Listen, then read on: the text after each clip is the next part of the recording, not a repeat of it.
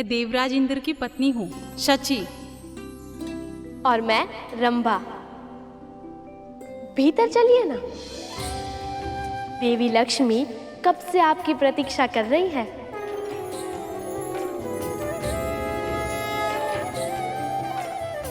पर मैं कैसे? आप संकोच मत कीजिए, बस हमारे साथ आगे चलिए। चलिए भी।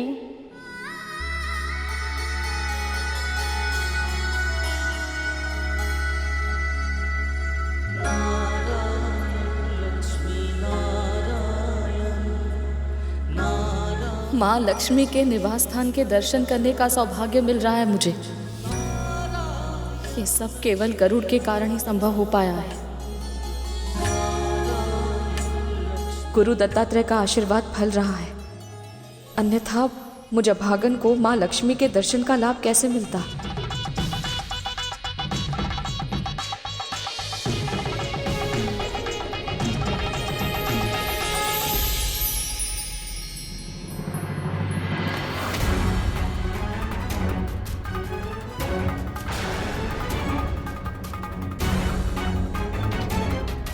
माँ,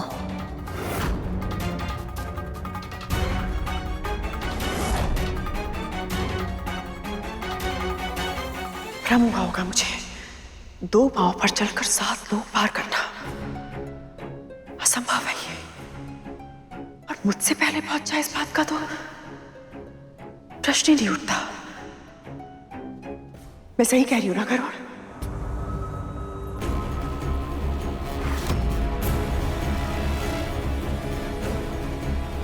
अपनी माँ को छोड़कर अपनी महारानी को ले आया।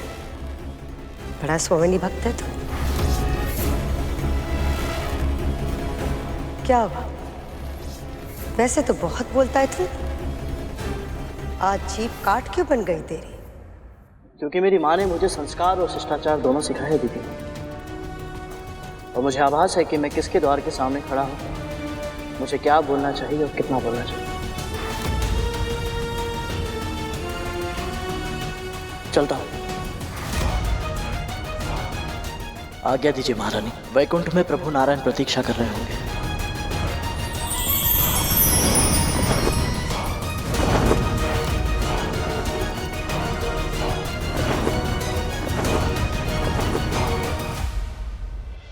कुछ कहा नहीं, लेकिन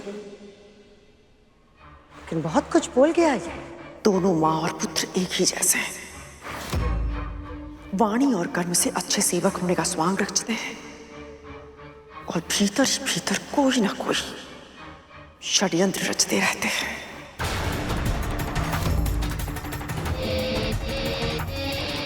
कद्रू, तुम्हारे चेहरे पर ये दाग, इससे पहले भी दाग थे ना?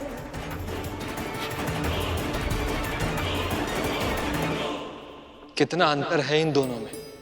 विंता माँ ने अपने मन के कोने कोने को स्वच्छ कर लिया, और यहाँ ये दोनों लक्ष्मी माँ की चौखट पर आकर भी झगड़ा कर रही है। नारायण नारायण, मैंने तो निमंत्रण भी नहीं दिया था, फिर भी असुर माता चली आई। न जाने माँ लक्ष्मी को इन अवांछित अतिथियों की उपस्थिति के बारे में जानकर कैसा लगेगा। आज उनके विवाह की पहली पूजा है और इसमें देवी तिथि का सम्मिलित होना शुभ संकेत नहीं है। क्या आपने निमंत्रित नहीं किया? कहीं ऐसा न हो कि उनके भीतर का असुर तत्व उत्सव का वातावरण देखकर और भड़क जाए, बात इतनी अधिक बढ़ जाए कि दीदी मां सच में मंथन छोड़कर चली जाए। यदि ऐसा हुआ तो अमृत देवताओं को कैसे मिलेगा देव ऋषि?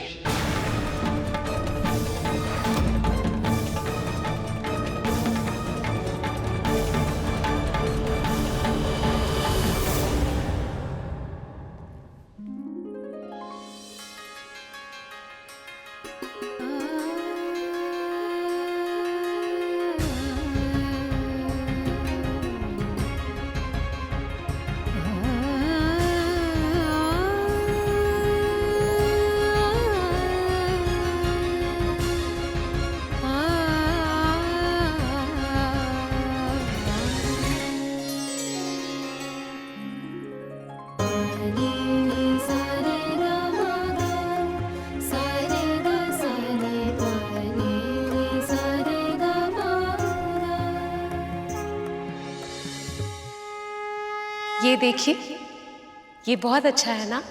निसंदेह बहुत सुंदर है, पर इससे अधिक नहीं।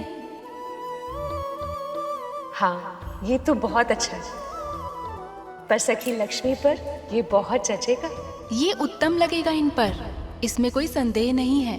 पर इसे देखिए, ये और भी अधिक सुंदर लगेगा। सत्य कहूँ तो हमारी पुत्री लक्ष्मी पर तो सब कुछ ही बहुत सुंदर लगता है। आप दोनों वाद विवाद ही करते रहेंगे या इन आभूषणों में से कोई एक चुनेंगे भी?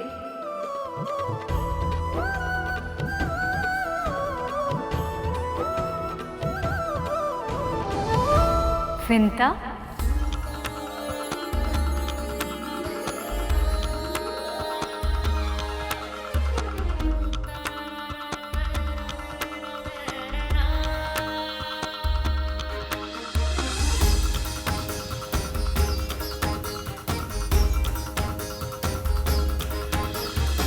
अच्छा हुआ तुम आ गई। यहाँ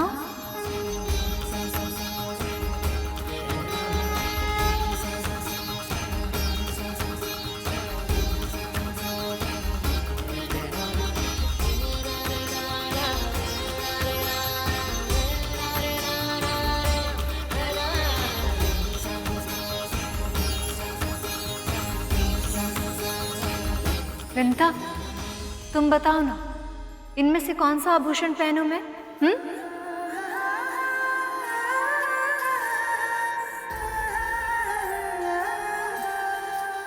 मैं बताऊं?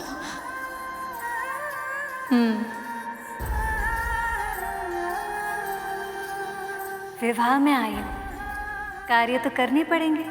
और सत्य कहो, तुम्हारा सुझाव मेरे लिए अधिक महत्व रखता है। देवी, ये क्या कह रही हैं आप? इसमें आश्चर्य ही क्या है? भगवान का सबसे सुंदर रूप एक भक्त की दृष्टि से ही देखा जा सकता है।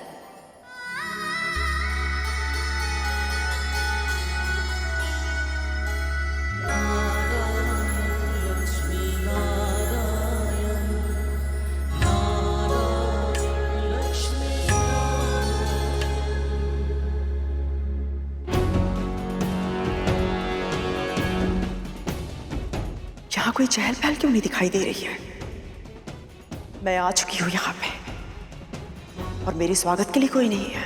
इस द्वार पे तुम्हारे स्वागत के लिए कोई नहीं है, इससे चिंतित हो तुम। और मुझे देखो, मुझे तो किसी ने निमंत्रित भी नहीं किया।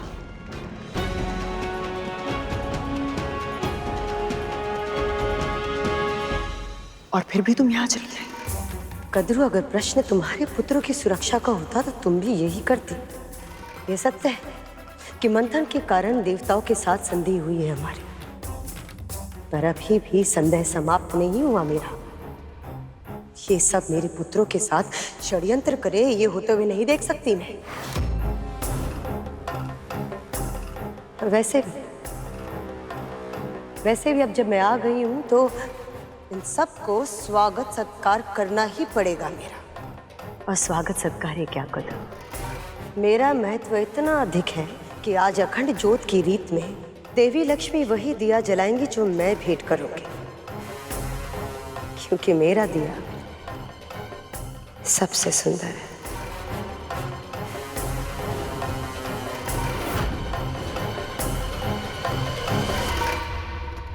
स्वर्ण के दिए में वो विशेषता कहाँ जो इस दिए में है?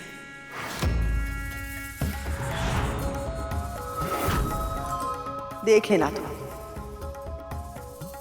देवी लक्ष्मी मेरे इस उपहार रूपी दिए को ही अपने अखंड सौभाग्य का दीप बनाएंगी।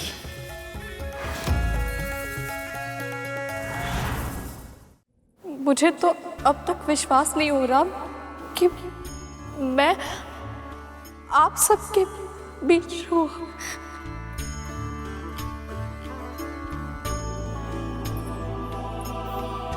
अब हुआ विश्वास?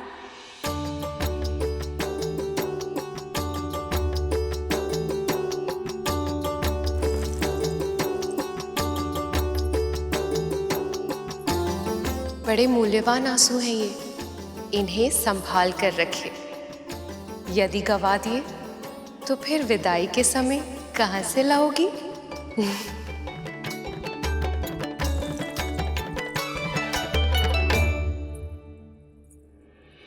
सत्यवंता, तुम्हारा मुस्कुराता हुआ मुख देखकर इतनी प्रसन्नता होती है। जानती हो, तुम्हारे पुत्र गरुड़ ने पहली भेंट में ही मेरा मन मोह लिया था। अब पता चला उसे ये विशेषता कहाँ से मिली। एकदम सत्य कहा आपने सखी। आपके पुत्र ने इस मंथन में साहस, धैर्य और सूझबूझ का अद्भुत परिचय दिया है। और पता है इससे क्या पता चलता है कि तुमने अपने पुत्र को कितने अच्छे संस्कार दिए हैं।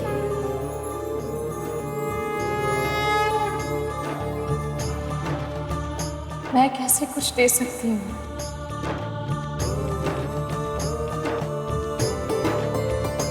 देने वाली तो आप हैं देवी। आप सबकी कृपा दृष्टि मेरे परिवार पर बनी रहे, और कुछ नहीं चाहिए मुझे।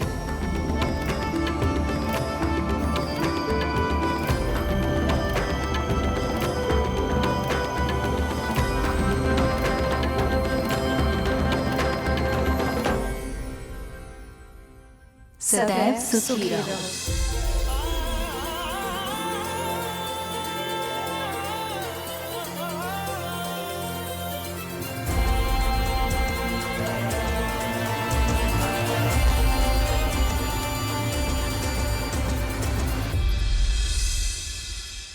उठो विंता, ये विवाह संपन्न होने तक ऐसे ही हंसती मुस्कुराती रहो। तुम्हारे जीवन में जो भी कष्ट और दर्द थे वो सारे मेरे चौखट में छूट गए हैं।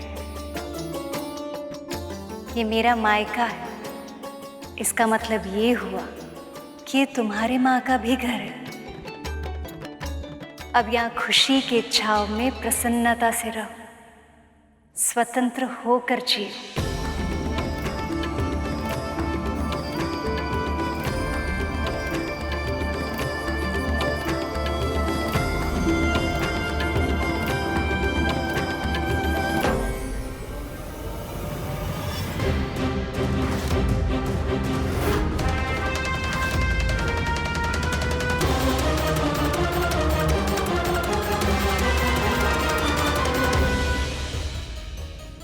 मूषक जी, तनिक शीघ्रता कीजिए, अन्यथा विलंब हो जाएगा। प्रयास तो कर रहा हूँ प्रभु, किंतु इससे अधिक वेग से नहीं चल पा रहा। यदि मूषक जी इसी वेग से चलते रहे तो हम वैकुंठ समय पर पहुँच ही नहीं पाएंगे।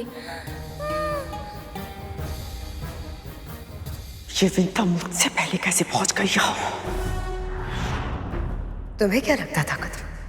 दत्तात्रेय ने से केवल दर्शन दिया है, कोई विशेष शक्ति या आशीर्वाद नहीं दिया।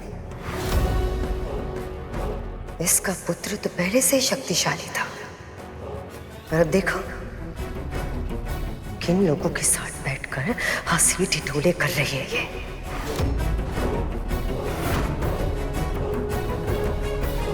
कद्रू, तुम्हें निमंत्रण तो मिला पर स्वागत नहीं, और उसे देखो कितना विशेष सम्मान मिल रहा है उसे।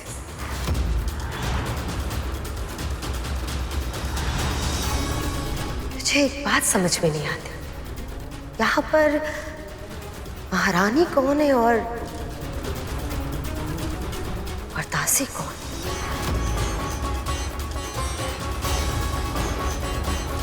मेरे घाव पर नमक छिड़कने से तुम्हारे स्वयं के घाव कम नहीं होंगे। वैसे तुम्हें तो निमंत्रण भी नहीं आया था, है ना दीदी?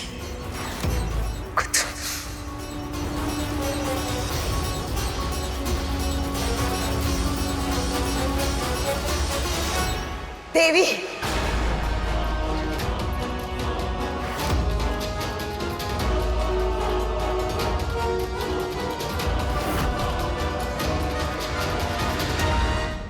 ये कैसा पक्षपात है देवी?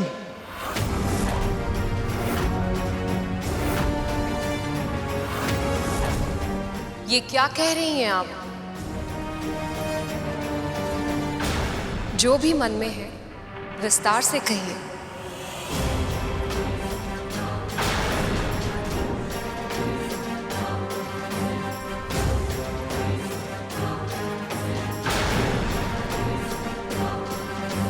ऐसा कुछ भी नहीं है, ऐसा कुछ भी नहीं देवी जो आप नहीं जानती। जो कुछ हो रहा है आपके संकेत से ही हो रहा है।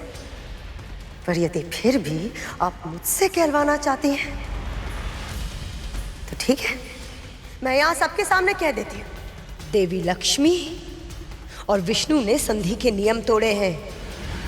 हमेशा की तरह हम असुरों के साथ पक्षपात हुआ है। जब मंथन की आवश्यकता थी तो नारद कैसे हाथ छोड़कर पीछे पीछे चले आए, और आज दृष्टि चुराकर बिना निमंत्रण दिए चले गए। देव ऋषि, क्या ये सत्य है? जी प्रभु, मैंने जानबूझकर असुरों को आमंत्रित नहीं किया है।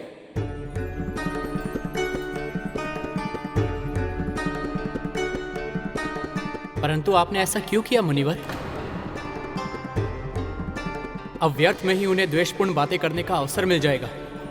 प्रभु का आदेश था कि मैं हर विष्णु भक्त को विवाह में सम्मिलित होने के लिए आमंत्रित करूं, और ये सब जानते हैं कि असुर विष्णु भक्त नहीं है। यदि मैं उनको आमंत्रित कर भी देता तो भी वो यहां नहीं आते। प्रभु, ये सत्य है कि आमंत्रण ना देकर मैंने असुरों का अनादर किया है, पर यदि आमंत्रण पाकर भी वो यहाँ नहीं आते तो ये आपका अनादर होता। और एक भक्त होने के नाते मैं आपका अनादर होते हुए नहीं देख सकता था प्रभु।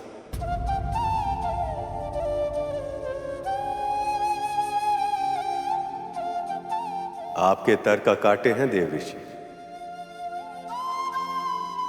किंतु बिना निमंत्रण के देवी दीति लक्ष्मी के पास पहुंच गई और वहां उत्सव के वातावरण में कड़वाहट घोल रही हैं वो।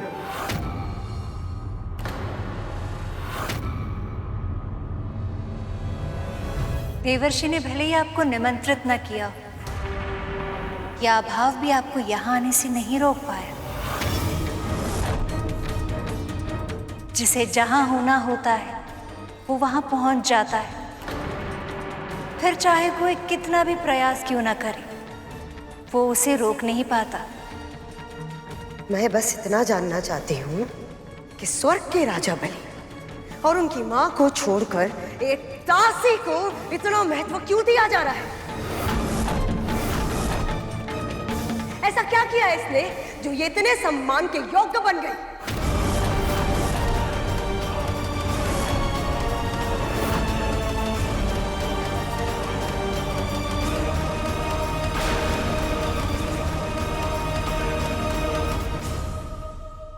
कैलाश, इसका अर्थ है यदि हम इतनी ही मंद गति से चलते रहे तो मेरे पहुंचने से पहले ही विवाह संपन्न हो जाएगा। रुकिए मूषक जी। धन्यवाद प्रभु, इतने समय बाद ही सही आपका विश्राम करने का मन तो हुआ।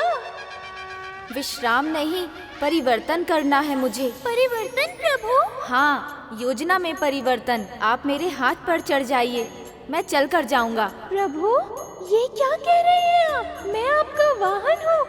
अपने स्वामी के ऊपर चढ़कर मैं यात्रा का आनंद। तो मत लीजिएगा आनंद, पर चढ़िए तो सही।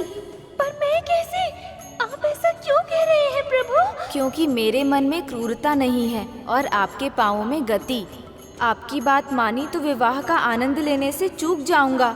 वहाँ मामा श्री विष्णु प्रतीक्षा कर रहे होंगे और मामी श्री भी तो मेरे आगे दिया जलाने के लिए तैयारी कर रही होंगी। अब चलिए, चढ़िए मेरे हाथ पर। यदि गणेश जी शीघ्र यहाँ न पहुंचे तो ना जाने कितने और विघ्न उत्पन्न होंगे।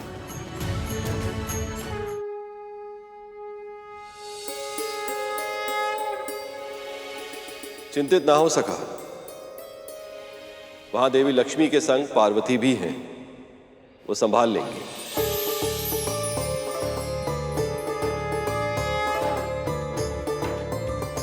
बस अब शीघ्र ही गणेश आ जाए तो ये विघ्न भी दूर हो जाएगा। लक्ष्मी के साथ मिलन में और विलंब अब मैं नहीं सह पाऊंगा। आपकी बात मानी तो विवाह का आनंद लेने से चूक जाऊंगा। वहाँ मामा श्री विष्णु प्रतीक्षा कर रहे होंगे और मामी श्री भी तो मेरे आगे दिया जलाने के लिए तैयारी कर रही होंगी। अब चलिए, चढ़िए मेरे हाथ पर।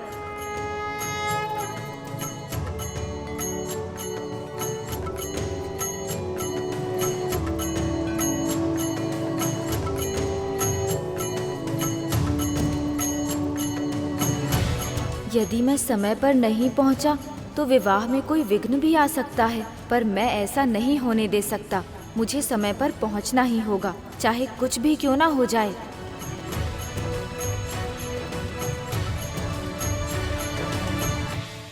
मैं बस इतना जानना चाहती हूँ, ऐसा क्या किया है इसने जो ये इतने सम्मान के योग्य बन गई?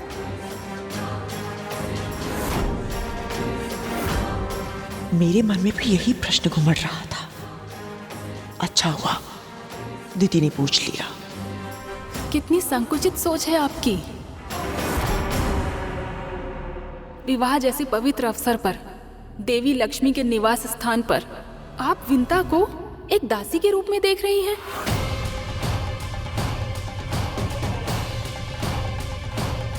जबकि आप तीनों में केवल विंता ही है अपनी भक्ति की शक्ति से जो यहाँ तक पहुँच पाई है।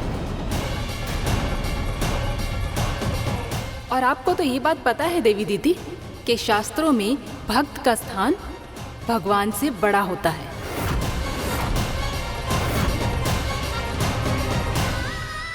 ये अपनी आस्था से यहाँ तक पहुँची हैं और इसीलिए हर विशेष सम्मान के योग्य हैं। चाहे जो कुछ भी हो देवी, एक दासी को मुझसे ज्यादा सम्मान देना यह अनुचित है।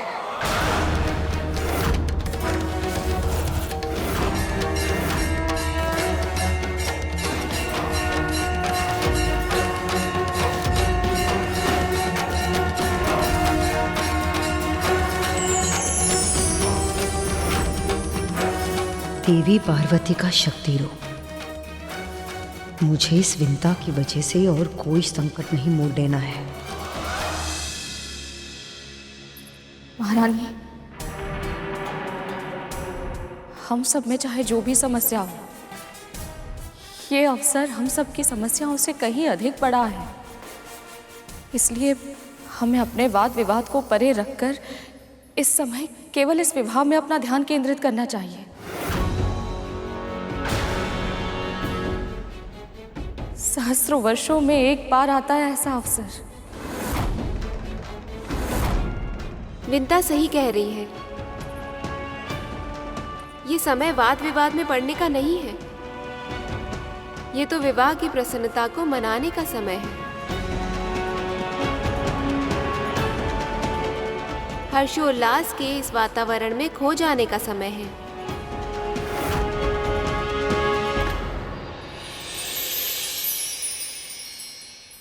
महाराज बलि, आप तो त्रिलोक जय, सर्वशक्तिमान, सर्वज्ञानी हैं। आपने यहाँ आने का कष्ट क्यों किया? मुझे क्षमा कर दीजिए गुरुदेव, बहुत बड़ी भूल हो गई है मुझसे। भूल का आवास होने पर क्षमा करने से कोई लाभ प्राप्त होता नहीं है। कितना समझाया था मैंने आपको, और आपके मन में तो अमृत प्राप्त करके आत्मनिर्भर बनने की हट चढ़ पकड़ चुकी थी। पुनः जीवित होने के लिए अपने गुरु पर निर्भर रहने की व्यवस्था से मुक्त होना चाहते थे आप। मैंने बार बार आपको समझाया, किंतु आपने मेरे हित वचनों पर तनिक भी ध्यान नहीं दिया। और मेरे पास आपके लिए कोई सुझाव नहीं है। गुरुदेव, मेरी बात तो सुनिए। देवी लक्ष्मी ने देवराज और अन्य देवताओं की श्री लौटा दी, और अब उन्हें अमृत भी मिल गया, तो हम असुर बहुत बड़े संकट में फंस जाएंगे। सहायता कीजिए गुरुदेव, मुझे मेरी भूल के लिए क्षमा कर दीजिए। तो ये सब विष्णु की चाल थी।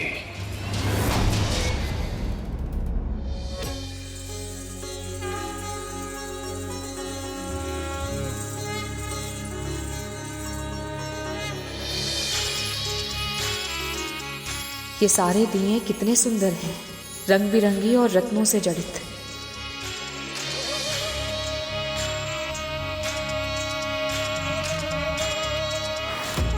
इन दियों के समक्ष मेरे मिट्टी से बने हुए इस दिए का कोई मूल्य नहीं है। माता लक्ष्मी को विशेष लोगों द्वारा लाए गए विशेष दिए ही समर्पित होने चाहिए।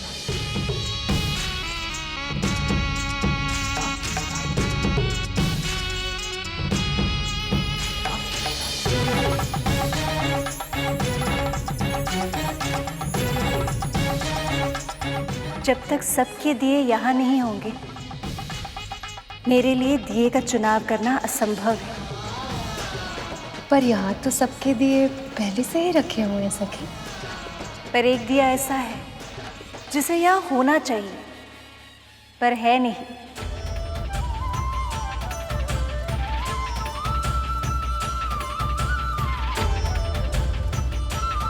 वो दिया विंता का है।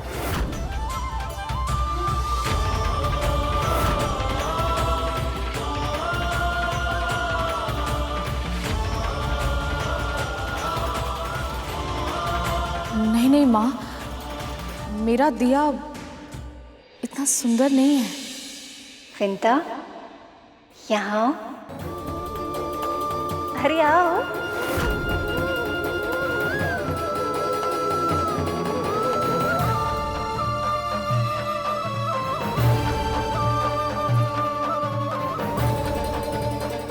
दिखाओ तो, अपने आंचल में क्या छुपा रही हो?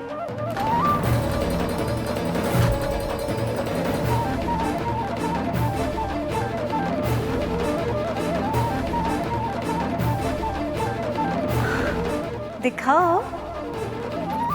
दिखाओ।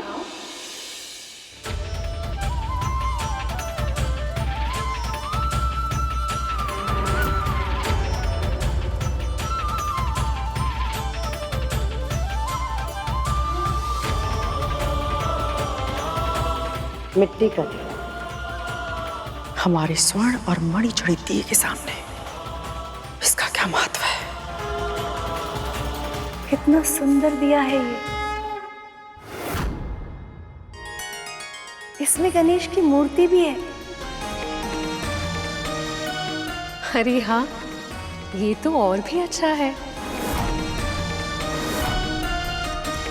गणपति भले ही प्रत्यक्ष रूप से यहाँ उपस्थित ना हो, पर इस दिए के माध्यम से हम उनका ध्यान कर सकते हैं।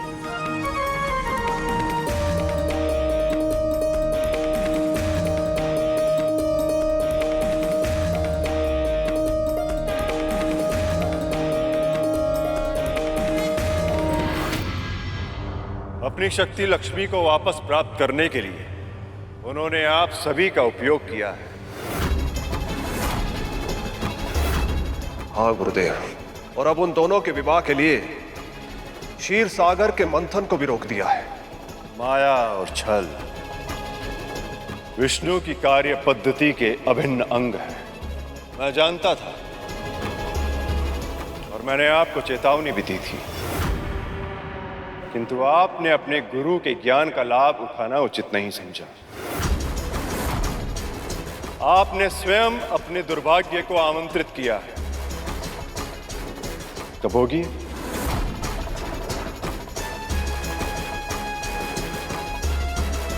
तो क्या आप सहायता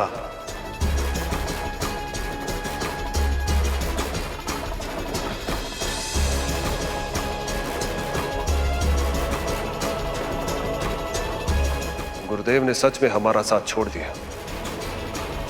अभी सनेश से कौन बचाएगा हमें?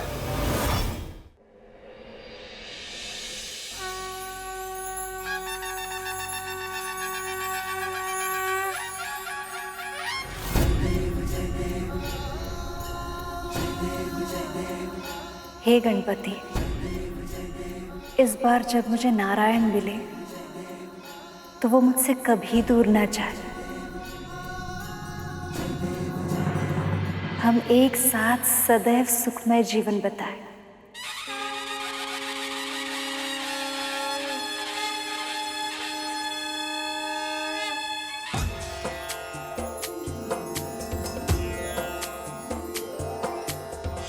लाल चढ़ायो अच्छा गजमुख को, जोंदिल लाल विराजे सुत गौरी हर को। हाथ लिए गुड़ लड्डू साई सुरवर को, महिमा कहे न जाए लागत हूँ पद को। अखंड दीप जल गया है सखा। इस क्षण से विवाह की प्रक्रिया भी आरंभ हो गई है। बधाई हो प्रभु, बधाई हो सखा। बधाई हो। लगता है गणेश यहाँ आने की जगह सीधे वहीं चले गए। अब मुझसे और प्रतीक्षा नहीं होगी, हम शीघ्र ही हल्दी आरंभ करेंगे। नारायण नारायण। अखंड दीप भी जल गया, परंतु मां अब तक नहीं आई। क्या वो सच में इतने दुर्लभ अवसर की साक्षी नहीं बन पाएगी?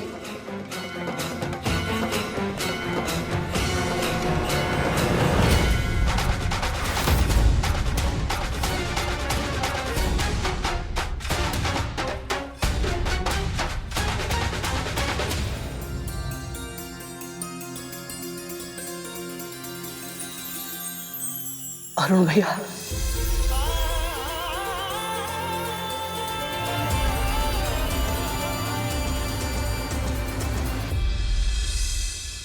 यदि मैंने अब भी सहायता नहीं की तो असुर बहुत बड़े संकट में फंस जाएंगे। इसे संभालना ही होगा। रुकिए महाराज।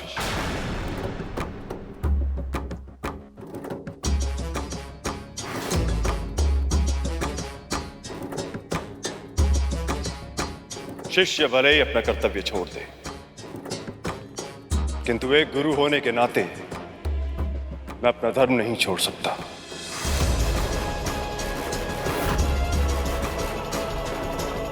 मैं आपकी सहायता करूंगा।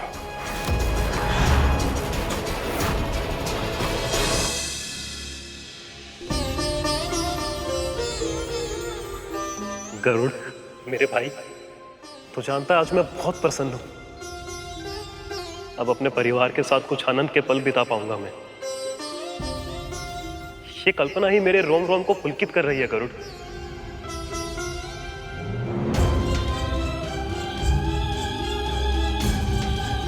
क्या हुआ गरुड़? परिवार मां के बिना अधूरा है भैया, और मां नहीं आई।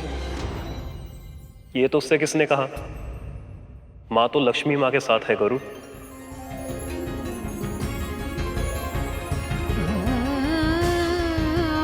सच? मैं सत्य स्वरूप सूर्य का सारथी हूं गरुड़। मैं कभी झूठ नहीं बोलता।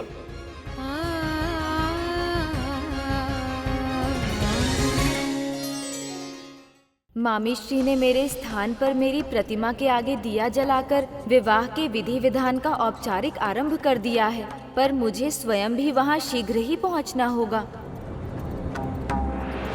इतने वेग से क्यों जा रहे हैं प्रभु? मुझे भय लग रहा है। कुछ करना होगा। प्रभु क्षमा कीजिएगा, पर लगता है कि आपको निमंत्रण देना केवल औपचारिकता ही थी। क्योंकि यदि सच में आपको बुलाना होता तो आपके बिना विवाह की रीतियों का आरंभ थोड़ी ना करते वो सब। अब ये तो सब जानते ही हैं प्रभु कि आपकी उपस्थिति के बिना कोई भी मंगल कार्य आरंभ तो हो सकता है, पर पूरा नहीं हो सकता। उसके बाद भी उन सब ने आपके पहुंचने की प्रतीक्षा क्यों नहीं की? हो सकता है मुहूर्त बीता जा रहा हो। प्रभु, कहीं ऐसा तो नहीं कि वहाँ किसी को आपकी उपस्थिति की आवश्यकता का आभास ही ना हो रहा हो? भैया, आप नहीं जानते कि आपने ये सूचना देकर मुझे कितनी बड़ी प्रसन्नता दी है। माँ, ये तो बस प्रसन्नता का आरंभ है गरुड़। मैं जानता हूँ कि माँ किसी से नहीं कहेंगी, पर उनको उनकी सेवा का फल मिल चुका है। भगवान दत्तात्रेय ने उन्हें सदैव सुखी रहने का और दास्ता से मुक्त होने का आशीर्वाद दिया है मेरे भाई। ये सत्य है मेरे भाई। धीरे धीरे तुम्हें तुम्हारे कष्टों से मुक्ति मिलेगी और फिर समुद्र मंथन से निकलने वाला अमृत तेरे जीवन के सारे विष को समाप्त कर देगा। तो चल मेरे साथ भोजन भी कर ले और बाबा से भी मिल ले। बाबा?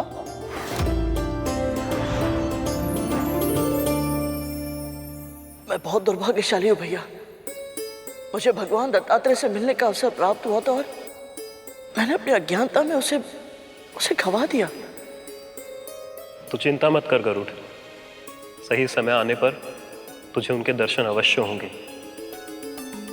तो बस अभी इसी बात का ध्यान रख कि असुर कुछ समस्या उत्पन्न ना करते। देवी लक्ष्मी वापस आ चुकी है। इसका तात्पर्य यह है कि विष्णु पहले से अधिक शक्तिशाली हो चुके होंगे। यदि इन दोनों का विवाह हो गया तो ये देवताओं के लिए अति कल्याणकारी होगा। यदि ऐसा हुआ तो असुरों के लिए अमृत प्राप्त करने का स्वप्न देखना भी असंभव हो जाएगा। तो कितना भी प्रयास कर लें उन्हें अमृत कभी भी प्राप्त नहीं होगा। शाम दाम दंड भेद सब किया जाएगा ताकि आपका भाग छीन कर देवताओं को दिया जाए। यदि अब आपको अमृत प्राप्त करना है तो उसका एक ही उपाय है।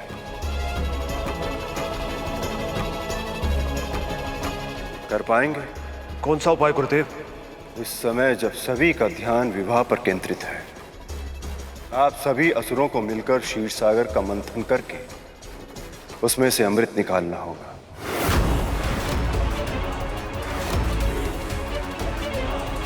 न केवल अमृत को प्रकट होने पर विवश करना होगा बल्कि उसे चुराना होगा।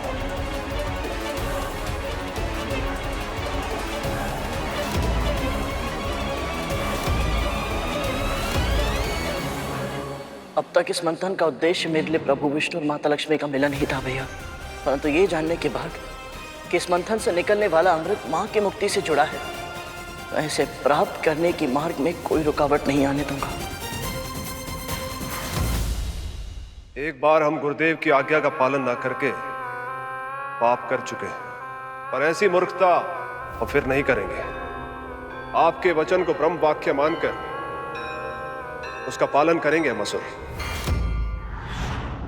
अमृत प्रकट होगा भैया, और मैं ये निश्चित करूंगा कि ये योग्य पक्ष को ही प्राप्त हो। मैं अमृत की रक्षा अवश्य करूंगा भैया, फिर चाहे इसके लिए मुझे अपने प्राण ही क्यों न देने पड़े। इससे पहले कि देवताओं की दृष्टि उस अमृत पर पड़े, हम उसे चुरा लेंगे। अब हम सारे असुर मिलकर मंथन करेंगे और अमृत को प्राप्त करेंगे।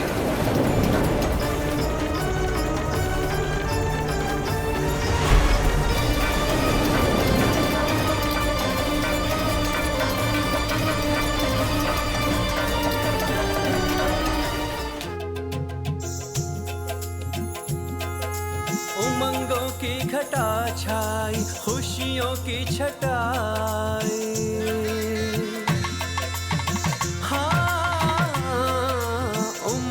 की घटा छाई, खुशियों की छटाई, शुभ घड़ी आई, मंगल बेलाई, शुभ घड़ी आई, मंगल बेलाई, ढोल बजी शहनाई बजी, बड़ी मंगल बेला आई, ढोल बजी शहनाई बजी, बड़ी मंगल बेला आई।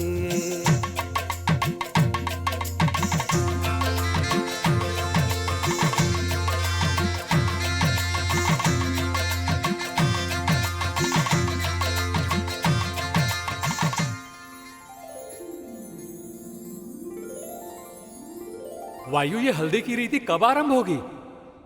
प्रभु विष्णु को हल्दी लगते देखने की बड़ी उत्सुकता है मुझे।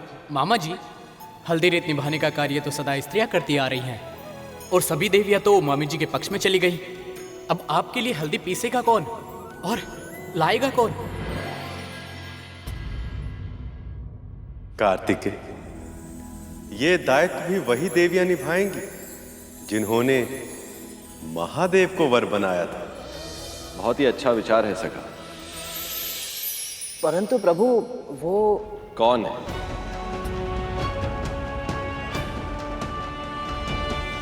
महर्षि वशिष्ठ की पत्नी देवी अरुंधति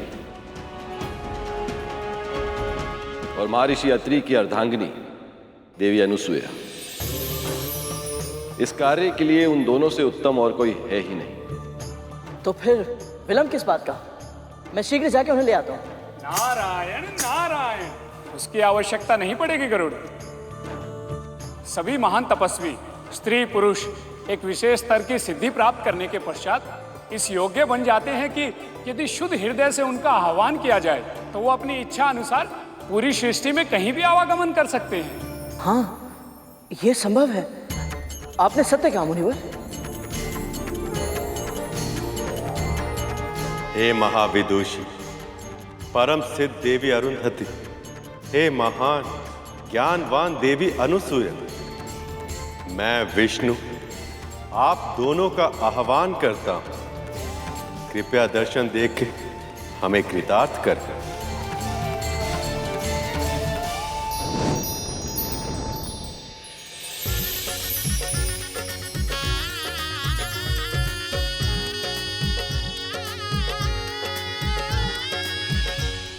इससे पहले कि विवाह समाप्त हो जाए, इससे पहले कि देवताओं को हमारी योजना की भनक लग जाए, हमें ये मंथन स्वयं पूरा करना होगा। और ये कैसे संभव है महाराज, जब वासुकी की एक ओर सभी देवता थे और दूसरी ओर हम सभी असुर, हम दोनों पक्षों की सम्मिलित शक्तियां मिलकर भी मंदराचल पर्वत का मंथन नहीं कर पाई थी। देवताओं के बिना केवल हम असुर ये मंथन कैसे कर पाएंगे महाराज? यह असंभव है। यदि सबको लगता है कि यह असंभव है तो यह असंभव ही बन जाएगा। तुम सभी अभी तक विष्णु की माया को समझ नहीं पाए।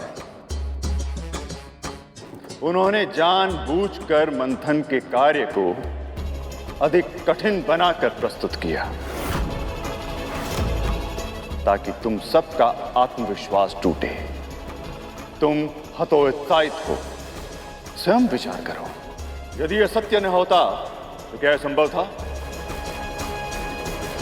एक विशाल विराट महान पर्वत को तुम सब मिलकर भी उठा न सके।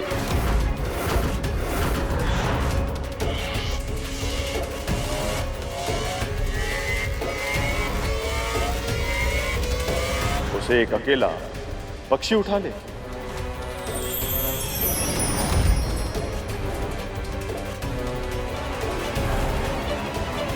ये तर्क उचित है गुरुदेव।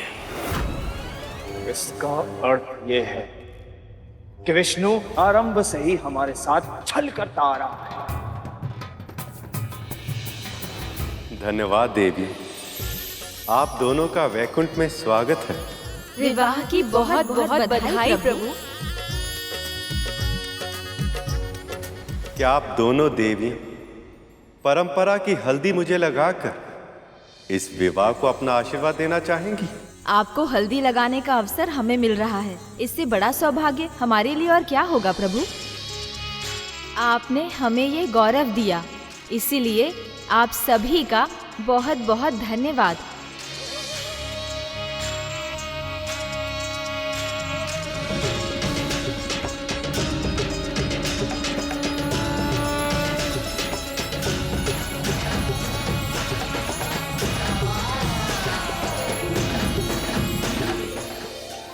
तुम सबकी प्रसन्नता पर दया आ रही है मुझे, क्योंकि तुम जितने प्रसन्न रहोगे उतने ही व्यस्त रहोगे और वहाँ मेरे पुत्र मंथन का अमृत प्राप्त कर लेंगे और असुर सदैव सदैव के लिए अमर हो जाएंगे।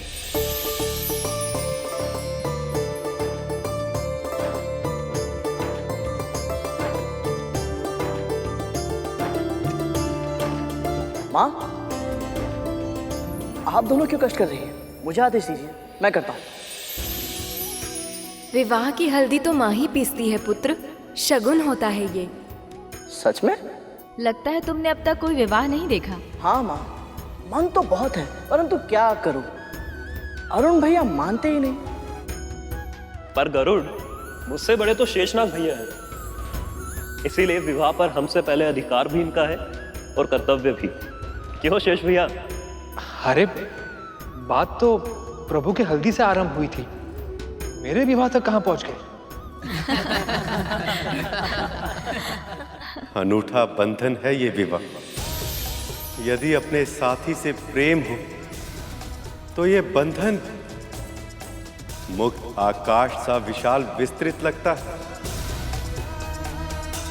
यदि स्वामी स्वयं इस अद्भुत भावना का अनुभव करने जा रहे हो तो सेवक अधिक देर तक इससे दूर नहीं रह सकता।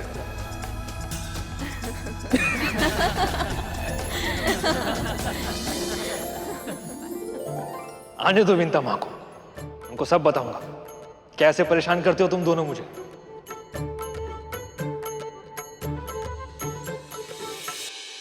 तो फिर हम क्या करें गुरुदेव? मंथन के कार्य को पूर्ण करने के लिए तन की शक्ति से अधिक मन की शक्ति की आवश्यकता है। मस्तिष्क में संदेह का दीमक व्यक्ति के बल को भीतर ही भीतर खा जाता है। इसलिए अपने मस्तिष्क में जितने भी संदेह हैं उन्हें दूर करो। अपनी इच्छा शक्ति की सीमा को इतना बढ़ाना होगा कि वो शारीरिक ऊर्जा के तौर पर बदल जाए। यदि अमृत पाने की इतनी प्रबल इच्छा है तो अपना संपूर्ण ध्यान उसी पर केंद्रित करो।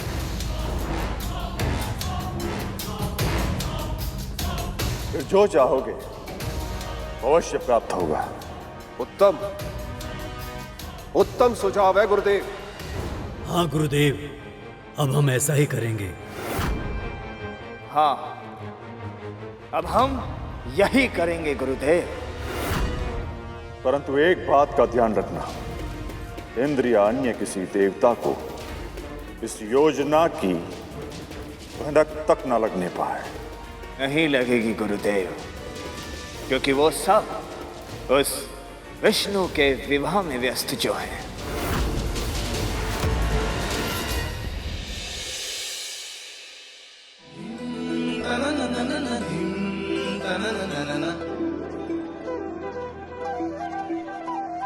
मरमरी लगाओ जी, मरमरी लगाओ, मरमरी लगाओ जी, मरमरी लगाओ, पीतांबरधारी को मरमरी लगाओ। सौंदर्य व्याप्त है जिनसे तीनों लोक में, प्रेम का रंग विष्णु को चढ़ाओ। सौंदर्य व्याप्त है जिनसे तीनों लोक में, प्रेम का रंग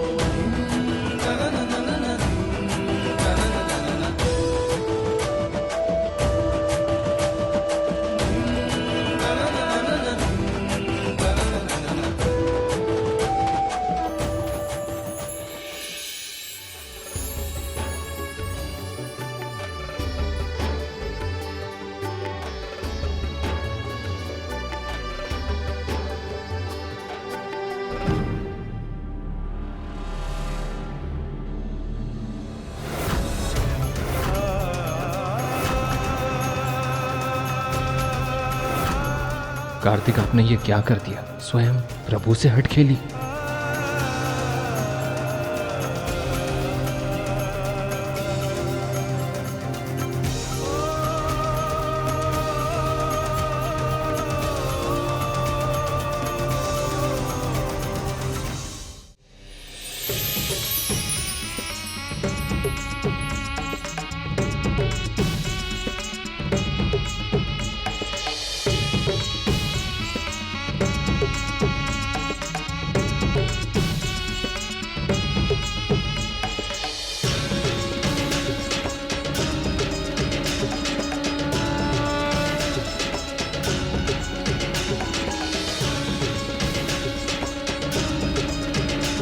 प्रभु नारायण, इस शुभ विवाह का खूब आनंद ले रहे हैं आप।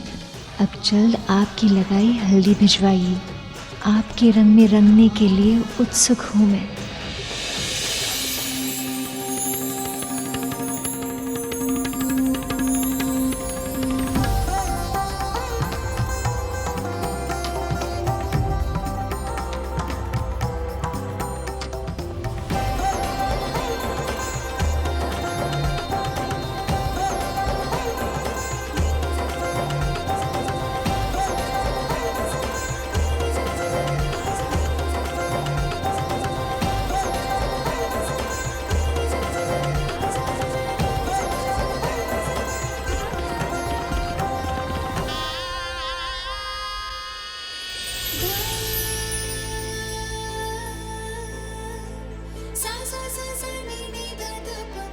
ये प्रभु की ही लीला है जो उनके प्रेम की वर्षा यहाँ तक हो रही है।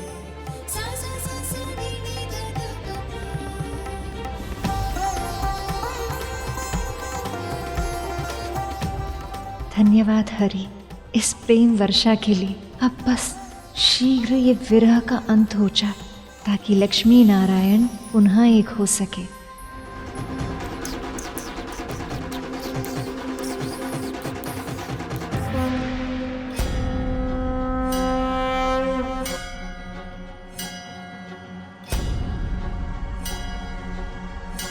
बस प्रभु, कब तक स्वयं को थकाएंगे आप? अब विश्राम कीजिए, आगे आपको मैं लेकर जाऊंगा। विलंब या विश्राम करने का समय नहीं है मूषक जी। मुझे आभास हो रहा है कि मामा श्री की हल्दी पूरी हो गई है। कहीं ऐसा ना हो कि मामी श्री की हल्दी भी मेरे बिना ही पूरी हो जाए। पर प्रभु, जब वो सब आपके बारे में नहीं सोच रहे तो आप इतनी चिंता क्यों कर रहे हैं?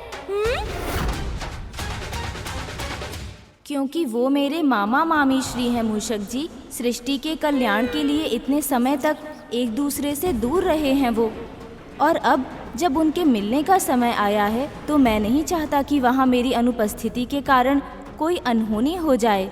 वैसे भी उन असुरों पर मुझे तनिक भी विश्वास नहीं है।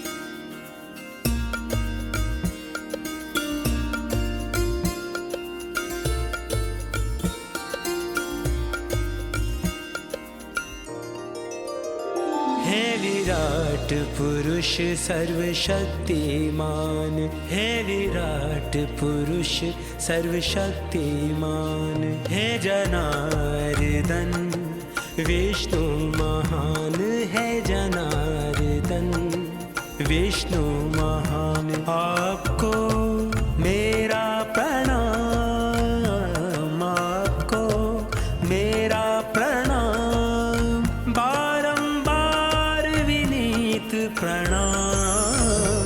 है विराट पुरुष सर्वशक्तिमान, है विराट पुरुष सर्वशक्तिमान। कोई से देवी लक्ष्मी के यहाँ पहुँचा, आइए। कृपया शीघ्र जाइए, वो प्रतीक्षा कर रही होंगी। मैं ही जाता हूँ, माँ से भेंट भी हो जाएगी। रुकिए कार्तिकेय,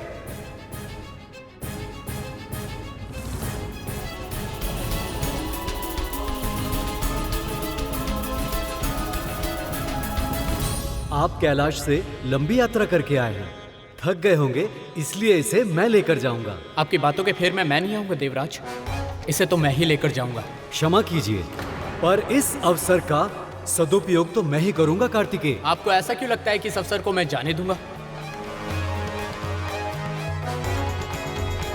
लाइए, दीजिए मुझे नहीं, मैं लेकर जाऊंगा। मैं लेकर जाऊंगा। इसे मैं लेकर जाऊंगा देवराज। मैं लेकर जाऊंगा कार्तिकेय। मैं लेकर जाऊंगा देवराज। मैं लेकर जाऊंगा। अब छोड़िए इसे, आप छोड़िए इसे, मैं लेकर जाऊंगा। हे नारायण, ये हल्दी का अपशगुन होगा, कहीं ये लड़ाई में शुभ हल्दी गिर न जाए।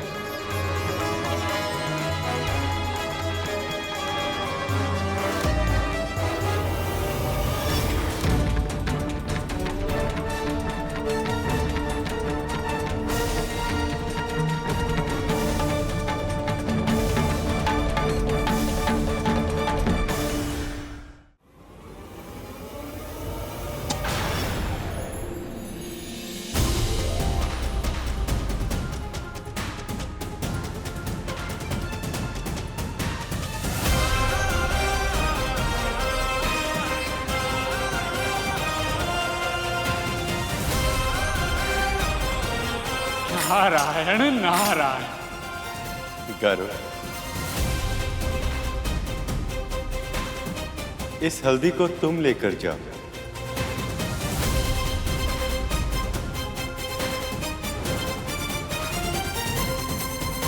और अपनी मां विंता से भी मिल लेना।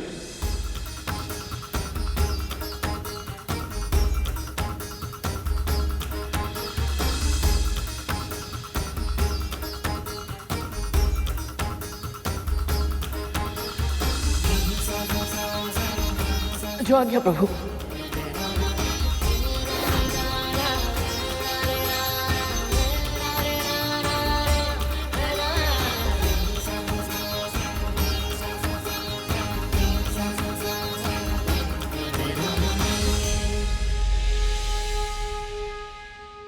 गरुड़ की सेवा भाव पर आपकी कृपा दृष्टि रखने के लिए कोटि कोटि धन्यवाद। विवाह में अनहोनी अपशगुन होने के कई अवसर होते हैं, परंतु विवाह कार्य जो अनिष्ट होने से रोके वही आपका सच्चा हितैषी होता है।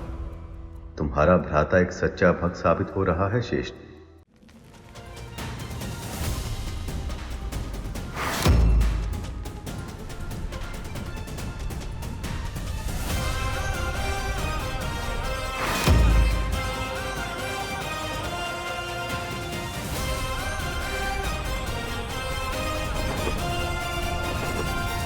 गरुड़, इसे पता नहीं चलना चाहिए कि हम मंथन की ओर अग्रसर हो रहे हैं।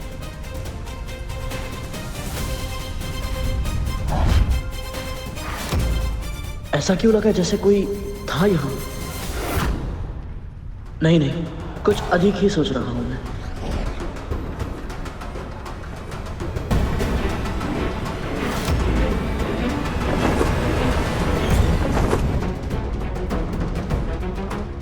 जब तक विष्णु जी की बारात लक्ष्मी के महल तक नहीं पहुंच जाती, तब तक किसी न किसी रीति के कारण किसी न किसी का आवागमन होता रहेगा। अभी अपना कार्य करने का उचित समय नहीं है। हमें सही अवसर की प्रतीक्षा करनी होगी।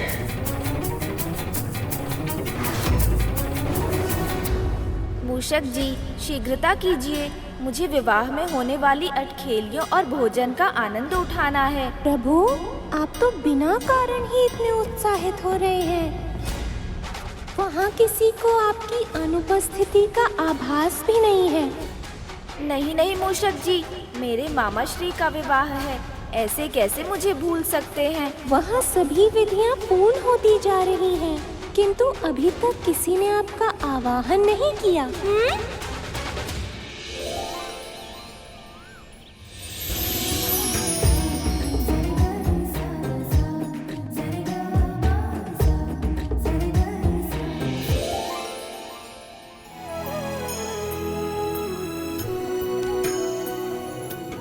सखी है तो यहाँ, पर यहाँ होकर भी नहीं। सही कहा देवी, इनका मन तो कहीं और ही है। हमें कुछ ऐसा करना चाहिए जिससे इनका वो भटकता हुआ मन यहाँ खींचा चला आए। मैं चेष्टा की थी देवी, पर इसमें तो मैं भी असफल हो गई थी। मेरा नृत्य देखकर देवता भी अपनी सुध-बुध खो बैठते हैं, पर जिसे हरि ने हर लिया हो उसे भला मेरी कला कैसे जीत पाएगी।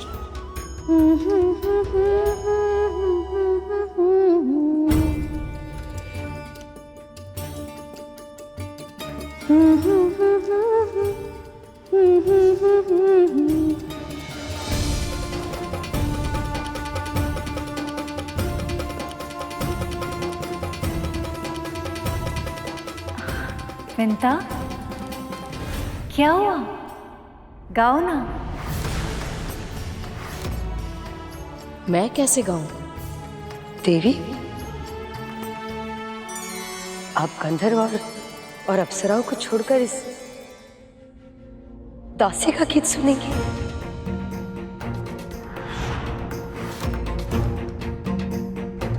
हाँ, मेरा मन तो यही है।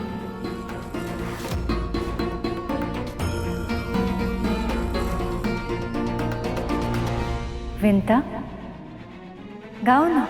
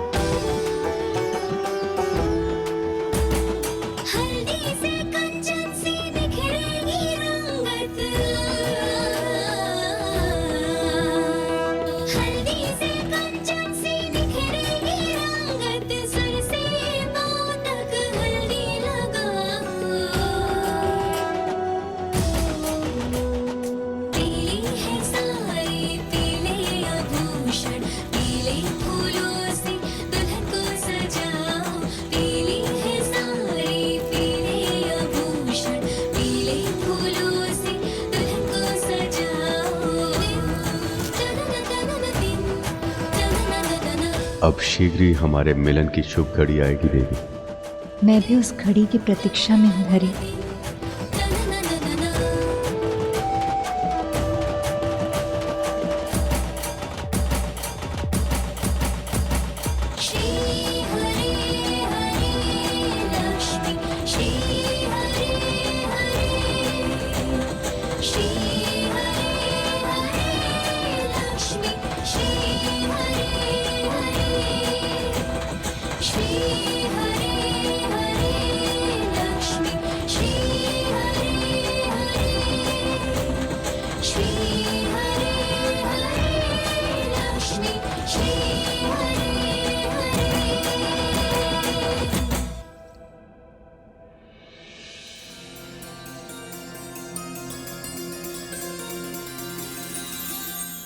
सबका ध्यान अपनी ओर केंद्रित करना।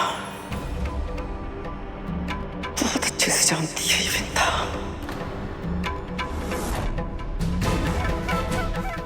मुझे सबका ध्यान अपनी ओर आकर्षित करना ही होगा। बिल्कुल नहीं, विंता को सदैव सब कुछ मिले, ये मैं नहीं होने दूंगी। कुछ भी करके मुझे सबका ध्यान अपनी ओर आकर्षित करना ही होगा।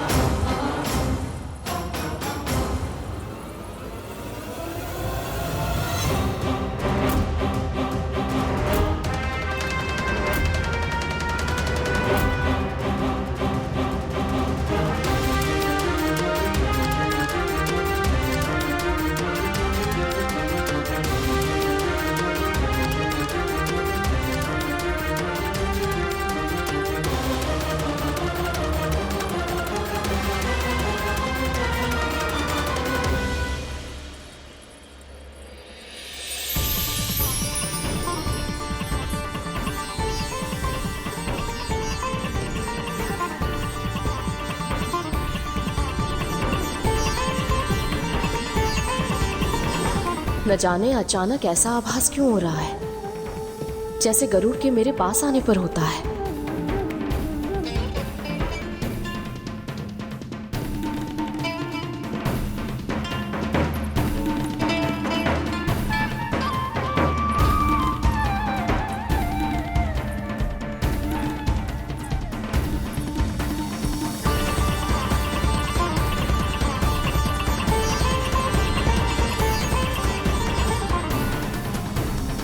गरुड़,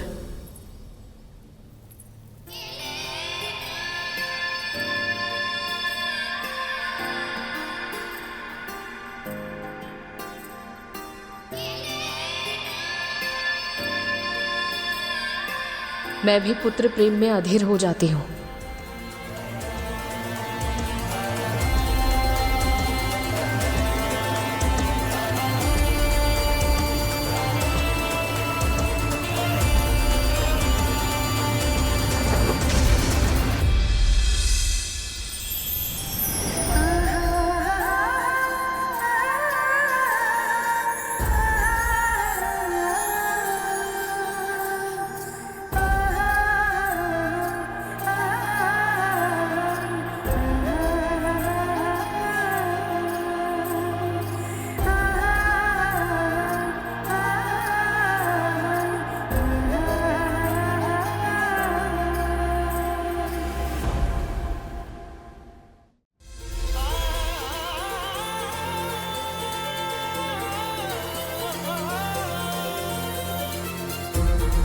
धन्यवाद हरि, हमारे मिलन के उत्सव में आपने माँ पुत्र की मिलन की भी प्रसन्नता जोड़ दी।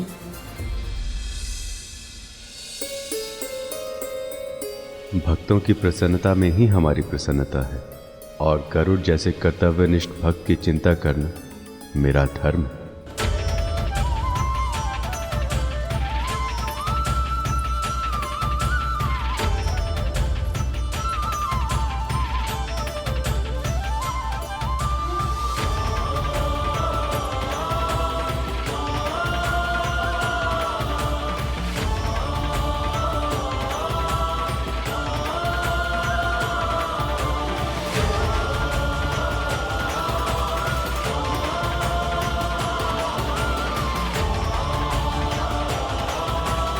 यही तो असली कारण था गरुड़ को हल्दी लेकर भेजने का।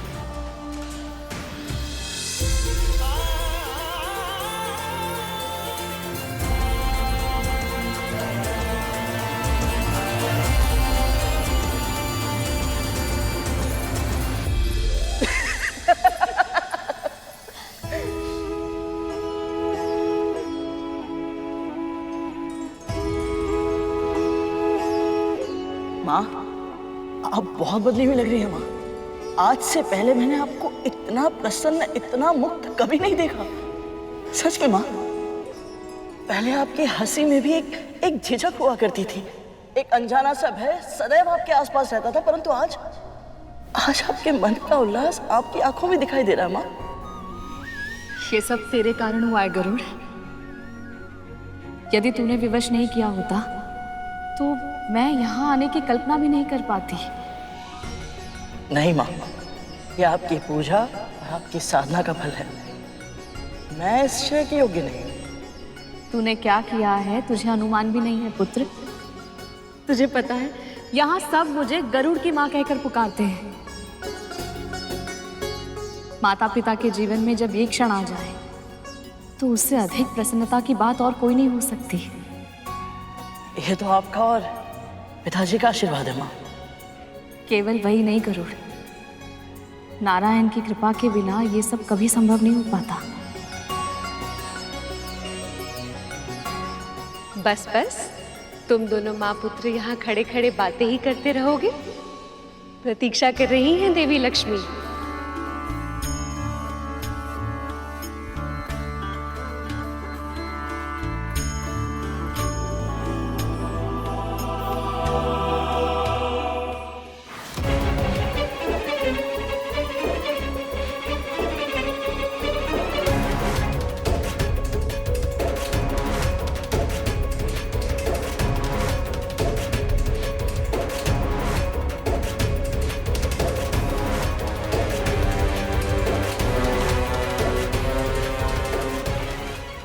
शेषनाग भी तो विष्णु के प्रिय है ना, फिर उन्होंने इसको क्यों चुना, इस पक्षी को?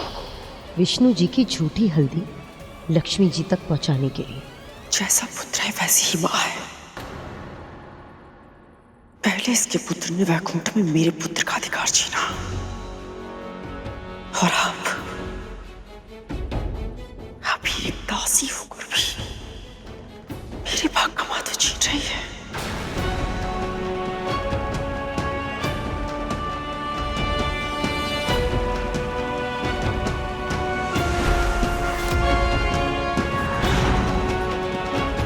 खतरो, हमारे चेहरे पे एक और दाग। इस तरह से विवाह में जाओगे तुम? जब जब विंता के बारे में कुछ बुरा बोलती हूँ, ये मेरे मुख पर चिन्ह कैसे आ जाते हैं? आपके भीतर का रोग है देवी, जो बाहर प्रकट हो रहा है। कृपया अपने मन की शुद्धता पर ध्यान दीजिए। नारायण नारायण।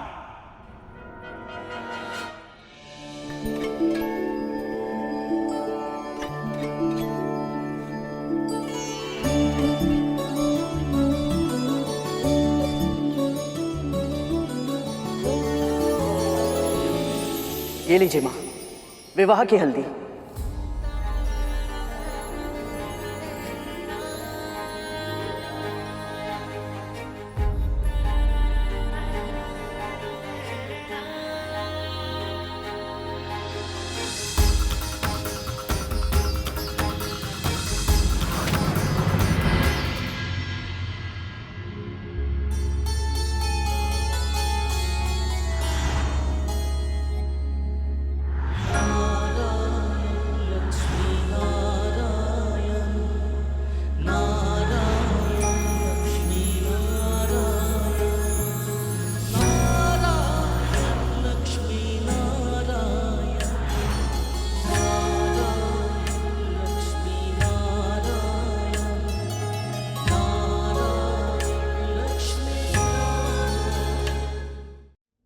कल्पना कर रही हैं सखी कि नारायण से लगाकर कैसे लग रहे होंगे?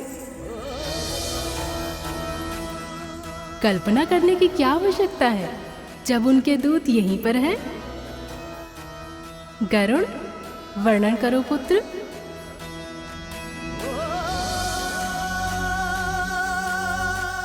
हल्दी लगने के बाद प्रभु इतने अद्भुत, इतने अनुपम लग रहे थे कि उनके इस वर रूप का वर्णन करने के लिए जिन शब्दों की आवश्यकता है वो शब्द बने ही नहीं हमारे। अर्थात इस वर अवतार में प्रभु सबसे विशेष, सबसे अद्भुत लग रहे थे।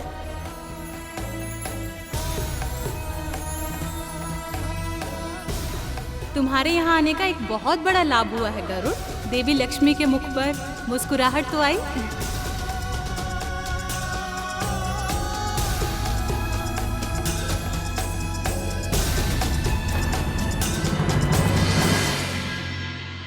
हल्दी दे दी ना गरुड़,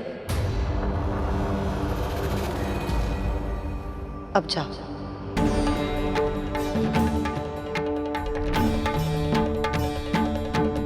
तुझ में इतनी भी समझ नहीं है कि ये स्त्रियों का उत्सव है। तू यहाँ नहीं रह सकता।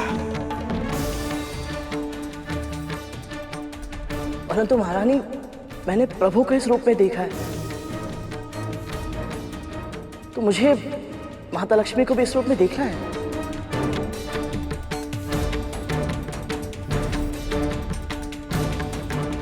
इस उत्सव के नियम तो यही कहते हैं गरुड़ कि तू यहाँ नहीं रह सकता।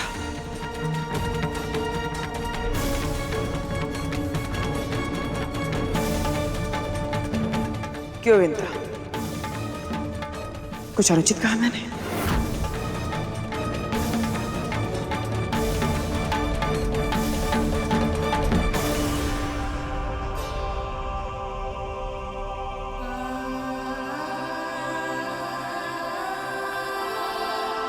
गरुड़, कद्रू दीदी उचित कह रही है।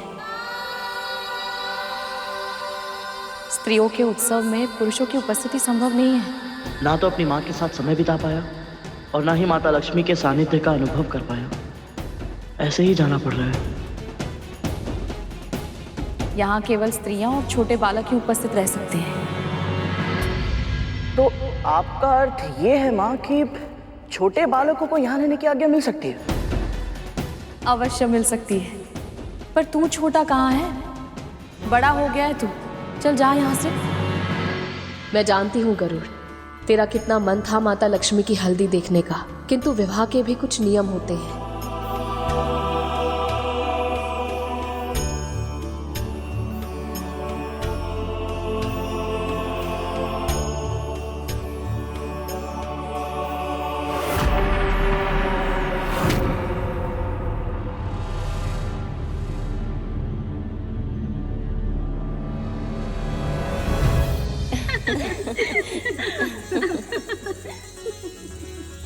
चलो, शुभ हल्दी की बेला निकली जा रही है। प्रभु विष्णु की हल्दी से अपनी सखी को सजाए। चलो फिर आज रंग ही दे देवी लक्ष्मी को उनके हरी के रंग में। चलिए आरंभ करते हैं हल्दी की रस्म।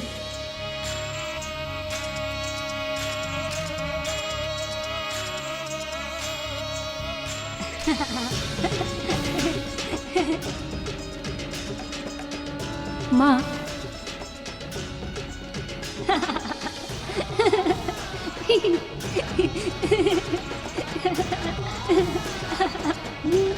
स्वर कहाँ से आ रहा है?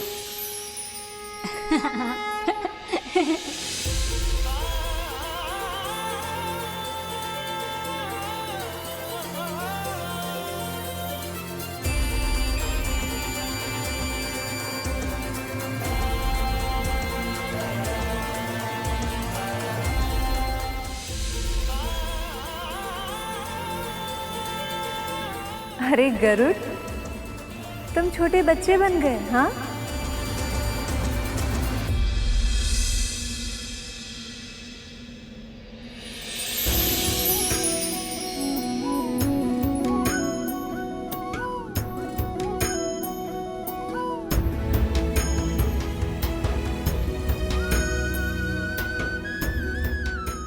इतना आश्चर्य मत कीजिए माँ, ये तो बाल खिली ऋषियों के आशीर्वाद का प्रताप है।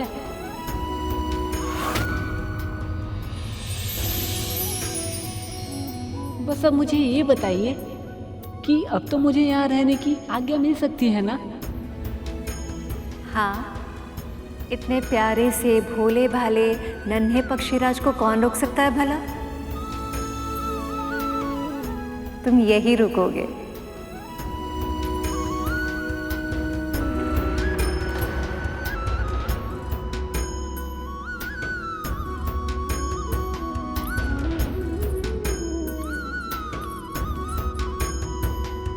माँ, हल्दी क्यों लगाते हैं? हल्दी में जीवाणुरोधी विषाणुरोधी गुण होते हैं। इसे लगाने से कोई भी रोग नहीं होता। अरे वाह माँ, इसके और भी लाभ हैं? हाँ, इससे रूप और अधिक निखरता है। पर माँ, प्रभु नारायण और माँ लक्ष्मी तो पहले से ही अजर अमर हैं और सुंदरता की परिभाषा तो स्वयं माँ लक्ष्मी है। तो फिर इन दोनों को हल्दी की क्या आवश्यकता?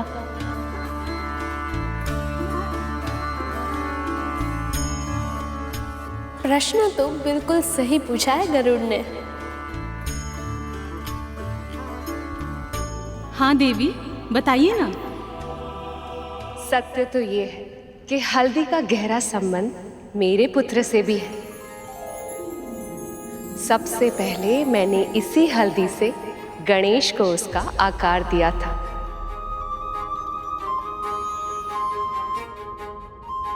तब जाके गणेश को उसका साक्षात रूप मिला।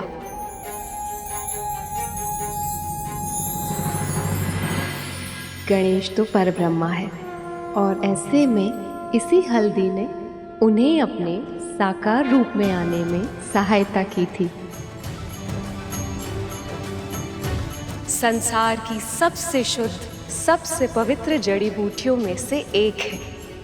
इसके अगणित गुण हैं जो किसी भी व्यक्ति को स्वस्थ, दीर्घायु और रोग मुक्त बना सकते हैं। संसार के जनजीवन कल्याण के लिए इसका प्रचार प्रसार बहुत आवश्यक था। और इसीलिए विवाह से पहले हल्दी की ये प्यारी सी रीति बना दी गई जिससे सबको लाभ हो।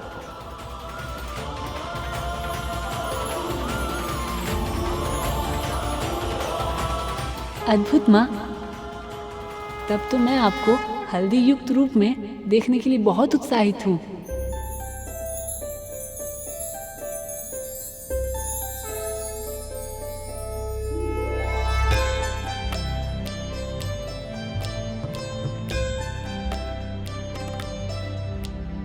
सुमनत वंदित सुंदरी माधवी चंद्र सहोदरी है ममाए, मुनिगण वंदित मोक्ष प्रदायनी मंजुल भाषिणी वेदनुते, पंकज वासिनी देव सुपूजित सद्गुण वर्षिणी।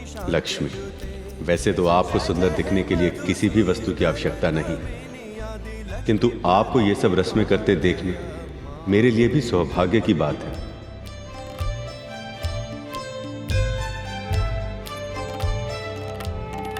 ऐकली कल्मष नाशिनी कामिनी वैदिक रूपिणी वेदमाये, क्षीर समुद्भव मंगल रूपिणी मंत्र निवासिनी मंत्र नुते मंगलदायी। लक्ष्मी, आपको वधु रूप में देखकर आपसे पुनः विवाह करने के लिए मैं और भी आतुर हूँ। भार्गवी मंत्र स्वरूपिणी मंत्रमय, सुरगण पूजित शीघ्र फल प्रद ज्ञान विकासिनी शास्त्र ने। जब भी कोई स्त्री हल्दी और विवाह की सारी रस्में निभाएगी, उसमें सारा समाज आपकी छवि देखेगी और वो घर की लक्ष्मी कहलाएगी।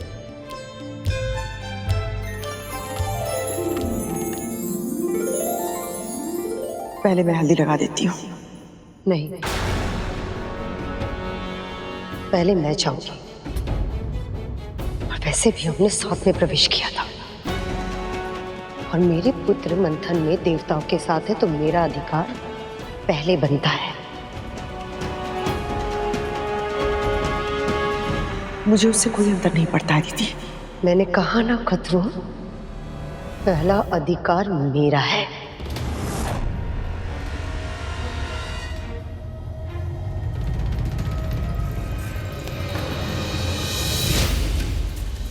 चलिए माँ, लक्ष्मी माँ को हल्दी लगाइए।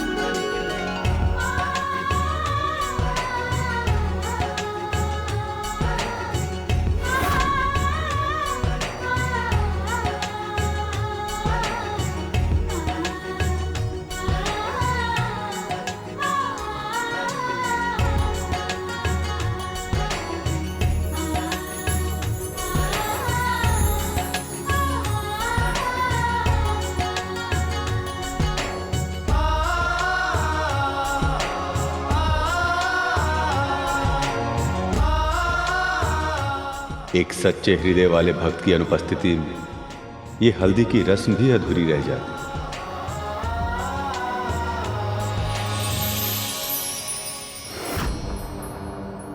निश्चल होकर अपनी बारी की प्रतीक्षा करने के स्थान पर तूने फिर से मेरा अधिकार छीन लिया।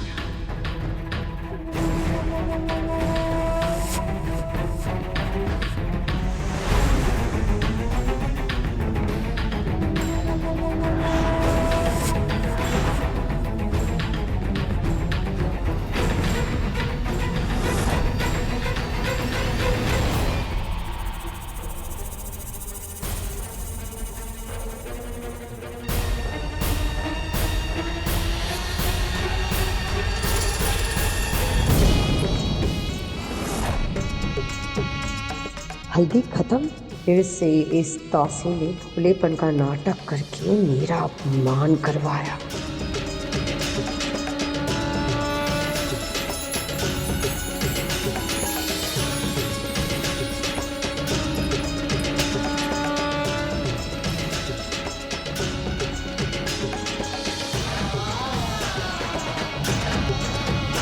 बहुत सुंदर लग रही हैं आप। आपको किसी की नजर ना लगे।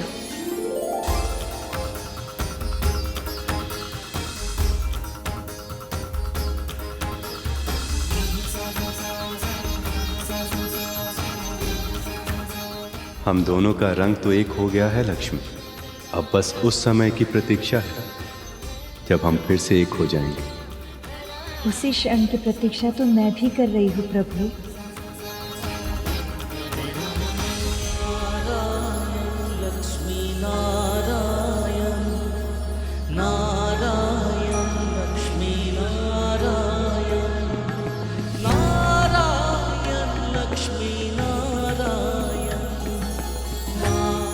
अब आपके साथ होने की प्रतीक्षा मुझसे नहीं हो पा रही। आशा करता हूं ये विवाह कुशल मंगल तरीके से हो जाए। आपने मेरे मन की बात कह दी हरि। ये आप भी जानते हैं ये विरह के क्षण मेरे लिए कितने कठिन हैं। जग के पालक है नारायण लक्ष्मी नारायण, नारायण लक्ष्मी नारायण, नारायण लक्ष्मी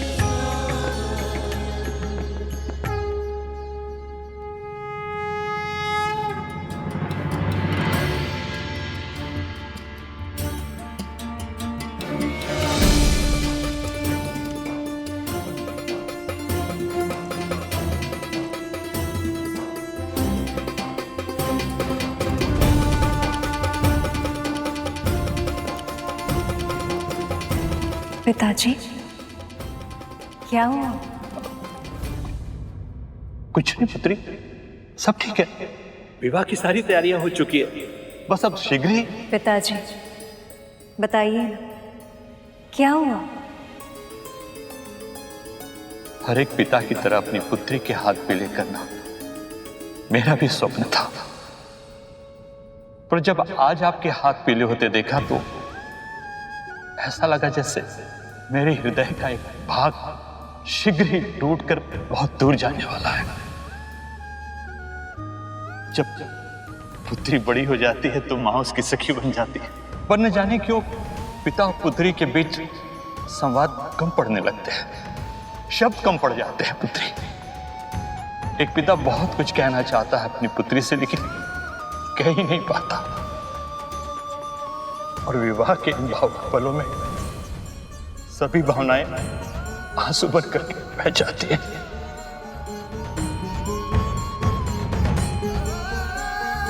पिताजी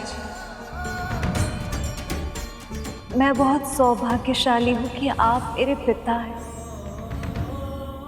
आपने अपनी इच्छाएं मुझ पर नहीं थोपी, मेरे मन को समझा, मेरी इच्छाओं को समझने का प्रयास किया और मुझे अपना चुनाव स्वयं करने के योग्य बनाए। आप लोग ऐसे भावुक होकर आंखों से जलधारा ही बहाते रहेंगे या इस बालक को कुछ खाने को भी देंगे? भूख लग रही है मुझे।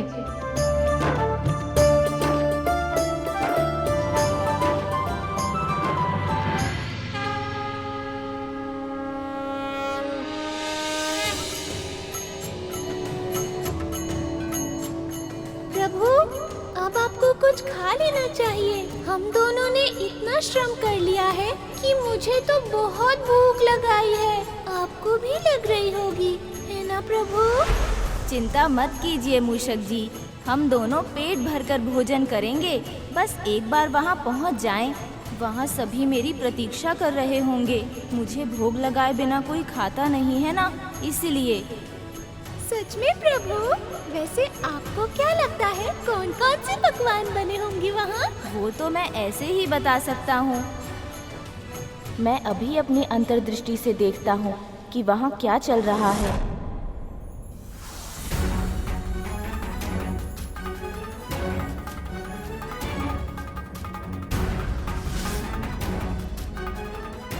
बहुत स्वादिष्ट भोजन है। और ये मोदक तो गणेश जी को बहुत प्रिय है ना? ये क्या, उसे तो सभी पकवान बहुत प्रिय हैं।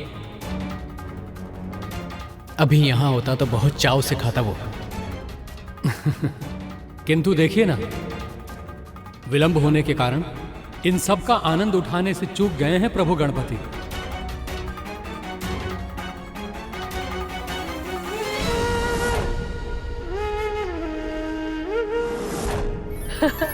ये लो पुत्र, ये मोदक मेरे पुत्र गणेश को बहुत प्रिय है, तुझे भी अच्छे लगेंगे।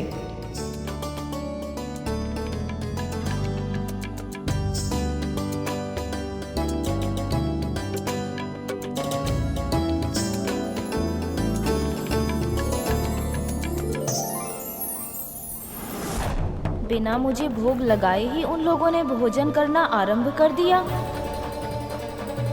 किसी को मेरा ध्यान भी नहीं आया। ये मेरा अपमान है।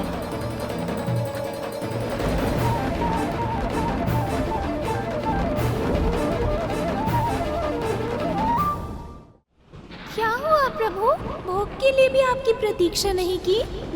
तो क्या वो सब आपको सच में भूल गए? ऐसा नहीं होना चाहिए था मूषक जी। पिताश्री, विष्णु मामा श्री, ब्रह्मदेव सभी ने स्वयं मुझे परब्रह्म की संज्ञा दी थी। उन्होंने ही ये नियम बनाया था कि हर आयोजन में सबसे पहले मेरी पूजा की जाएगी। और अब वो सब स्वयं ही ये नियम भूल गए। कारण चाहे जो भी रहा हो, पर कर्तव्य से बंधे होने के कारण मैं इस नियम का पालन करने के लिए विवश हूँ।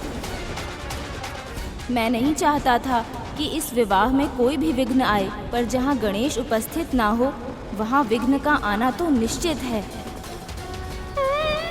अब इस विवाह में आने वाले विघ्न के प्रकोप को उन्हें स्वयं ही संभालना होगा।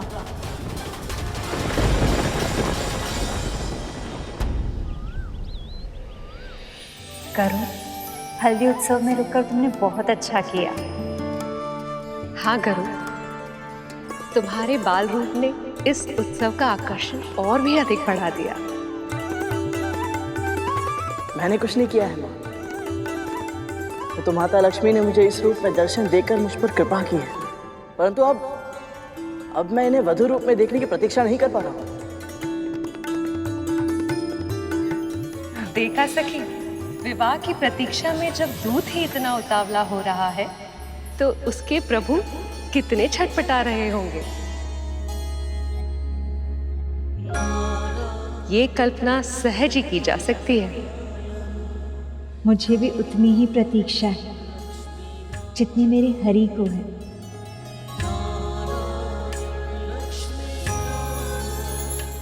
माँ, यहाँ से जाने का तनिक भी मन नहीं कर रहा, परंतु वैकुंठ में बारात की तैयारियां करनी है मुझे, इसलिए जाना होगा। आज्ञा दीजिए। कल्याण हो पुत्र। प्रभु की सेवा में तू अपना हर दायित्व पूरी कुशलता के साथ निभाए, यही आशीर्वाद है मेरा।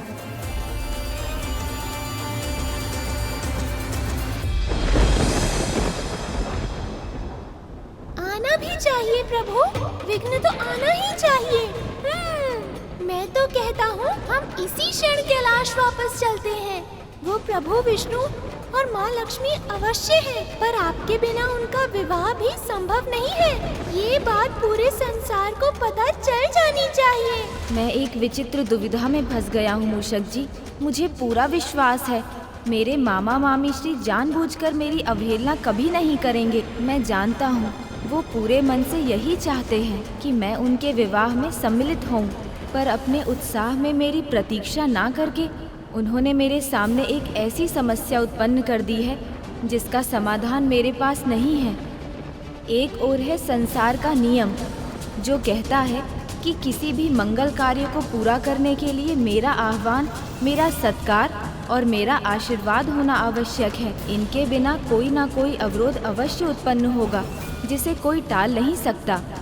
पर दूसरी ओर मेरा मन है मूषक जी, जो जानता है कि ये विवाह केवल उन दोनों के लिए ही नहीं, पूरे संसार के कल्याण के लिए कितना आवश्यक है, और इसीलिए मैं इसमें किसी भी तरह का अवरोध उत्पन्न नहीं होने देना चाहता। ये युद्ध हृदय और मस्तिष्क के बीच है मूषक जी, और मैं इसमें फंस गया हूँ। अब जब तक मैं स्वयं को शांत नहीं कर लेता, मैं ना आगे जा सकता हूँ और ना ही पीछे।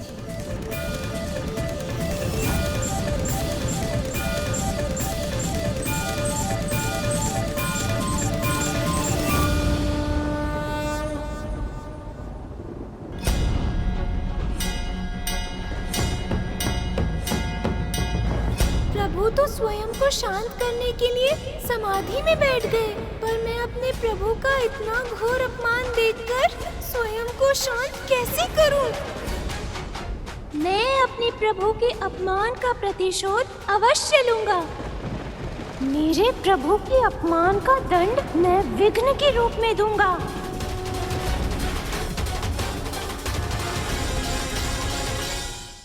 अभी मैं वैकुंठ के लिए निकलता हूँ माँ।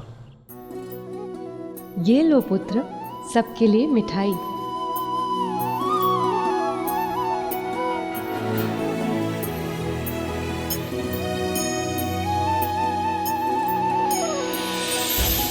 सदैव सुखी रहो।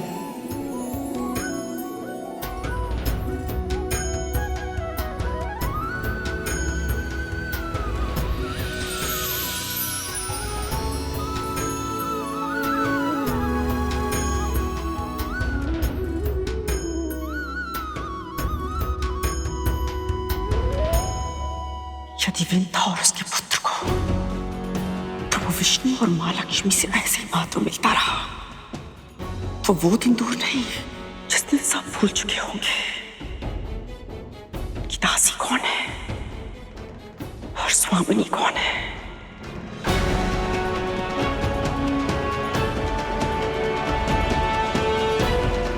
कद्रू, तुम्हारे चेहरे पे एक और दाग।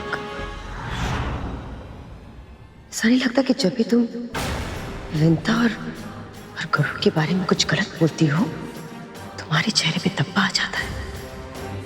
ये आपके भीतर का रोग है देवी, जो बाहर प्रकट हो रहा है। कृपया अपने मन की शुद्धता पर ध्यान दीजिए। इसका अर्थ है देवर्षि नारद सत्य कह रहे थे। इन दोनों के कारण मेरी चिंता बढ़ती जा रही है, और मेरी सुंदरता बिगड़ती जा रही है। पर कब तक षड्यंत्र करेगी है? बस एक बार मेरे पुत्रों को अमृत मिल जाए, फिर सदैव सदैव के लिए मेरी चिंता समाप्त हो जाएगी। अमृत पाने की तुम्हारी इच्छा ही रह जाएगी कद्रू, क्योंकि जब तक विवाह संपन्न होगा, मेरे पुत्र सारा अमृत चुरा चुके होंगे।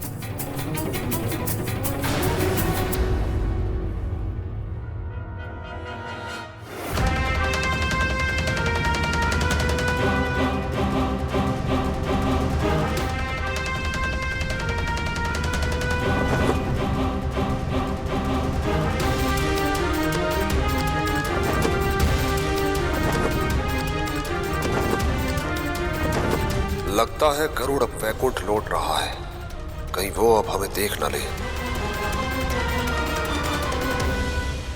गया गरुड़ वापस। अब चलिए महाराज, मंथन आरंभ करते हैं। खाना भी नहीं, अभी तो केवल हल्दी हुई राहु। जब तक बारात वैकुंठ से निकलकर लक्ष्मी निवास तक नहीं पहुंच जाती, तब तक किसी न किसी रीति के कारण किसी न किसी का आना जाना होता रहेगा।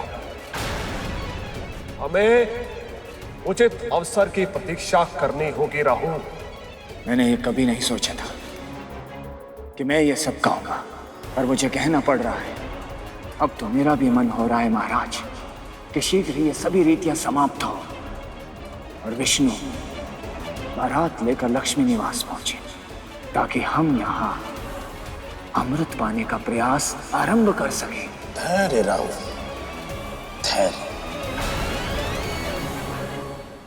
आप सभी विश्वास नहीं करेंगे वहां क्या हुआ।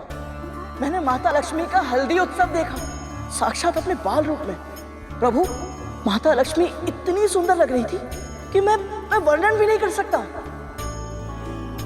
देवी लक्ष्मी ने मेरे सखा के लिए कोई संदेश नहीं भेजा करो। नहीं तो महादेव, परंतु हाँ, माँ पार्वती ने हम सभी के लिए मिठाई भेजी है।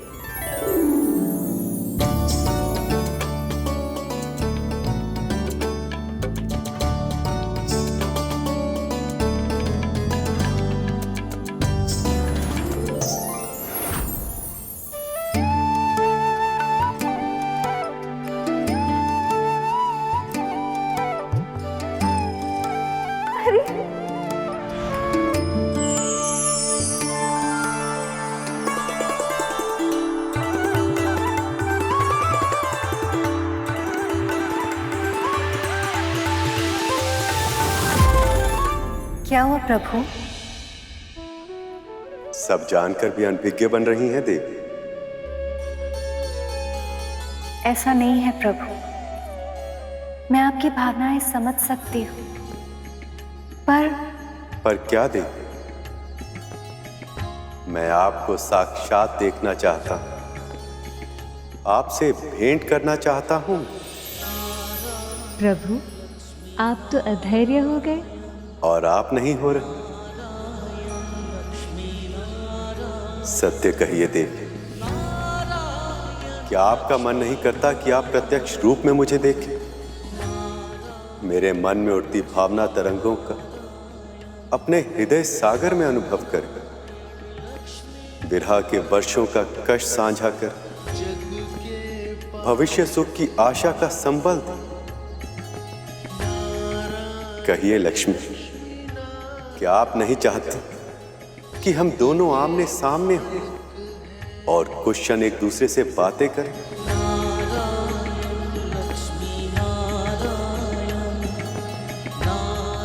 पर प्रभु, ये कैसे संभव है? आप चाहें तो असंभव भी संभव हो सकता है देवी। कैसे प्रभु? हल्दी लग चुकी है, अब कोई भी मुझे आपसे मिलने की अनुमति नहीं देगा। देवी पार्वती और अन्य सखी हमेशा मेरे साथ रहती है। दिन रात आठों पहर में पहरे में रहती हूँ। और यदि ये पहरा तोड़कर मैं आपसे भेंट करने आऊं तो?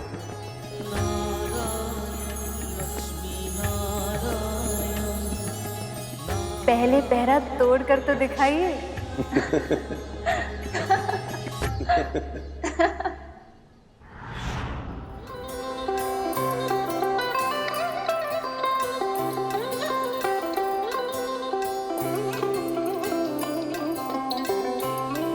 मैं आपके मन की व्यथा समझ सकता हूं सखा।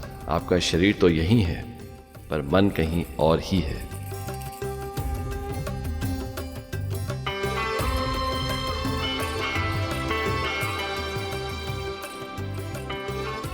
मैं समझ रही हूँ सखी, तुम्हारा मन भैया विष्णु के पास ही है, किंतु आप चिंता ना करें। शीघ्र ही भैया बारात लेकर आएंगे और आपसे विवाह करके ले जाएंगे। फिर जी भर के निहारते रहिएगा उन्हें।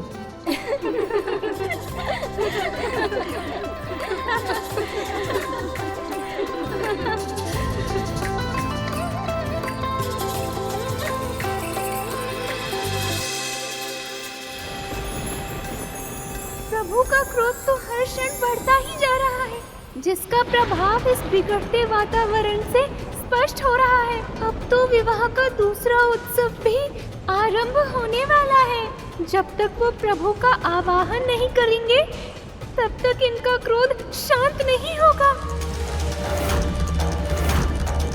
नहीं, वो सब मेरे प्रभु को भूलकर उत्सव मनाए, मेरे प्रभु का अपमान करे, मैं ऐसा नहीं होने दूंगा। अब ये विवाह बिना अवरोध के संपन्न नहीं होने दूंगा मैं। लक्ष्मी ने चुनौती दी है मुझे कि यदि मैं पहरा तोड़कर उनसे भेंट कर पाऊं तो करके दिखाऊं। आपने चुनौती नहीं, अनुमति दी है उन्हें। सत्य तो ये है सखी कि आपकी ना में भी हाँ ही छुपी है। मैं आपकी तड़प समझ सकता हूं सखा। मुझे यह भी अनुमान है कि देवी लक्ष्मी भी आपसे मिलने के लिए उतनी ही व्याकुल होगी, परंतु ये मिलन कठिन होगा सखा। कठिन नहीं, असंभव होगा, क्योंकि आपके चारों ओर पहरा मैं स्वयं दूंगी। पर क्यों महादेव? माँ पार्वती क्यों नहीं चाहेंगी कि प्रभु विष्णु और माता लक्ष्मी की भेंट हो पाए? इतने लंबे समय से आप प्रभु से और प्रभु आपसे नहीं मिले हैं।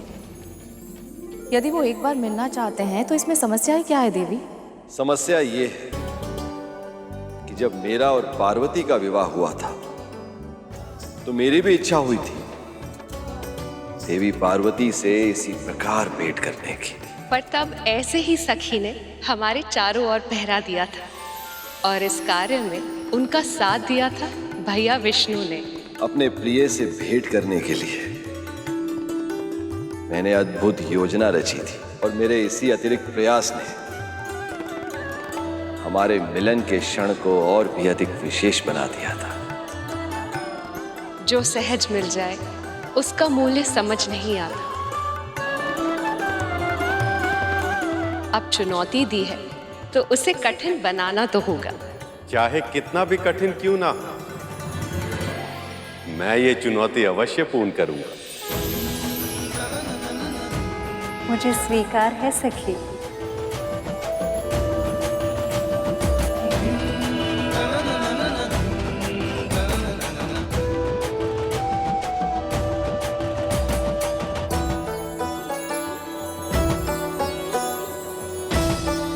मुझे कोई चिंता नहीं है प्रभु, क्योंकि मुझे पूर्ण विश्वास है आप जो ठान ले उसे पूरा होना ही है।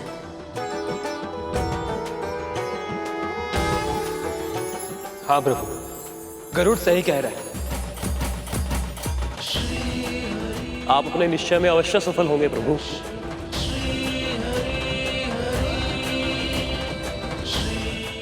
स्वयं देवी लक्ष्मी ने चुनौती दी है और पार्वती जी पहरा दे रही हैं। ऐसे में कैसे पूरी हो पाएगी ये चुनौती?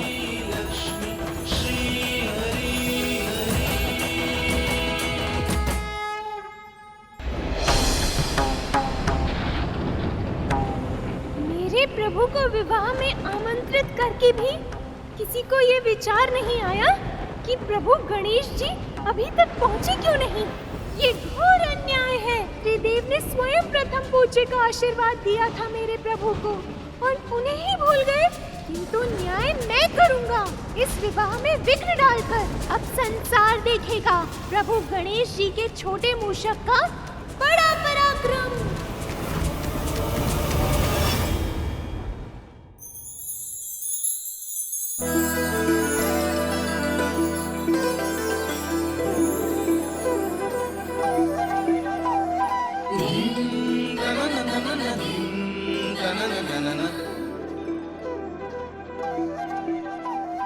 कितने सौभाग्य की घड़ियां हैं आई, कितने सौभाग्य की घड़ियां हैं आई, तीनों ही लोक में खुशियां हैं छाई। रिद्धि सिद्धि संग पार्वती है आई, मेहंदी रसम की मेला है आई। रिद्धि सिद्धि संग पार्वती है आई, मेहंदी रसम की मेला है आई।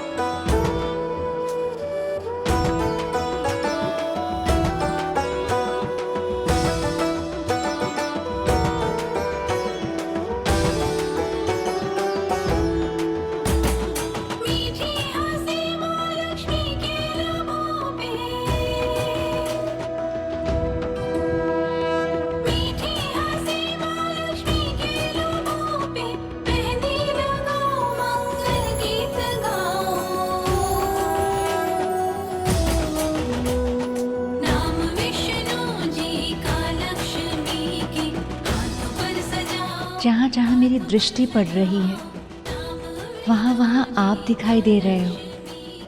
हरि, क्या आप सच में इस चुनौती को जीतकर मुझे प्रत्यक्ष रूप में मिलेंगे?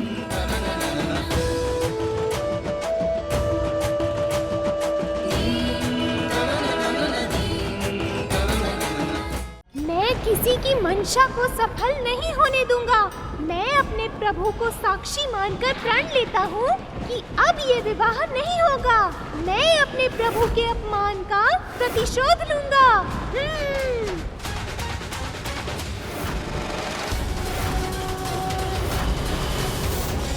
प्रभु विष्णु के विवाह के दूसरे उत्सव की सबको बहुत बहुत बधाई। नारायण नारायण। अरे वाह, आलते का रंग तो बड़ा गहरा प्रतीत हो रहा है। सही कहा आपने अग्निदेव, रंग बिल्कुल प्रभु नारायण और माता लक्ष्मी के प्रेम जितना गहरा है।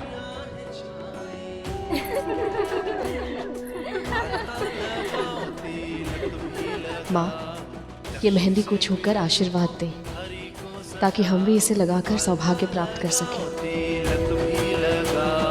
लक्ष्मी से मिलन को हरि को सजाओ।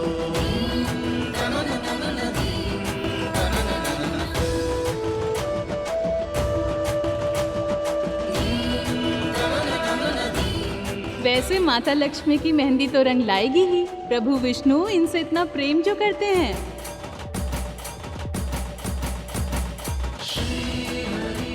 किंतु क्या इतना प्रेम करते हैं कि चुनौती जीत पाए?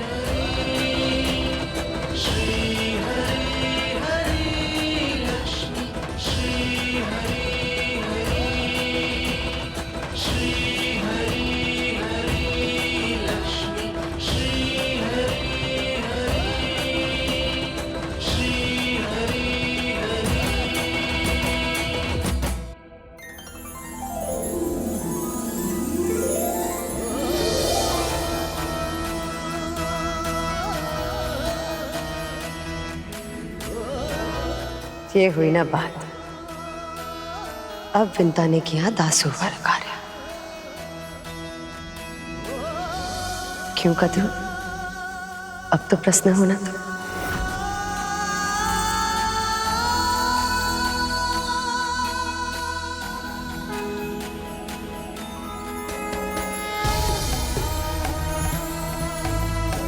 इन हाथों की रेखाएं सज गई आज।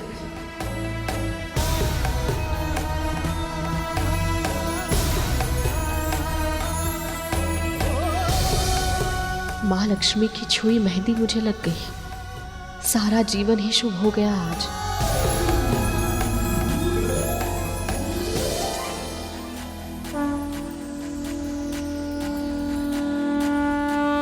ऐसे कतरू, मैं सोच रही थी कि तुम ऐसा धब्बों वाला मुख लेकर विवाह में कैसे सम्मिलित होगी। अच्छा नहीं लगेगा ना।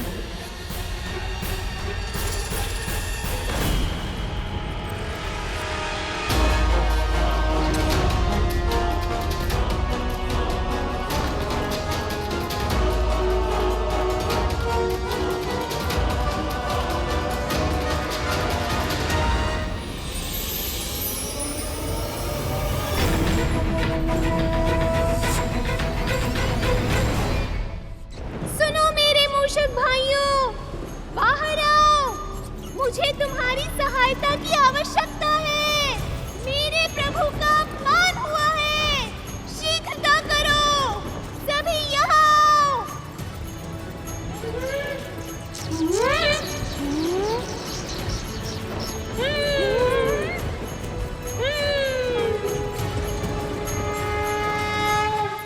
पुत्री, विवाह का जोड़ा पहनने से पहले आपको सभी शुभ वस्तुओं के साथ मंदिर जाकर देवी माँ की पूजा करनी चाहिए।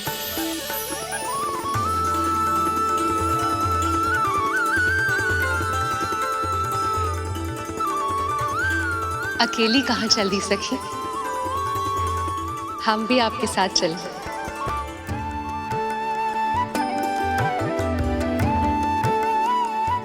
हम भी चलें? नहीं कद्रू, रहने देते हैं। वैसे भी बहुत थक चुके हैं और ये लोग तो वापस लौटने ही वाले हैं। लक्ष्मी मंदिर जा रही हैं, जहां उनकी सखियां उन पर कड़ी निगरानी नहीं रख पाएंगी। यही सही अवसर है उनसे भेंट करने का।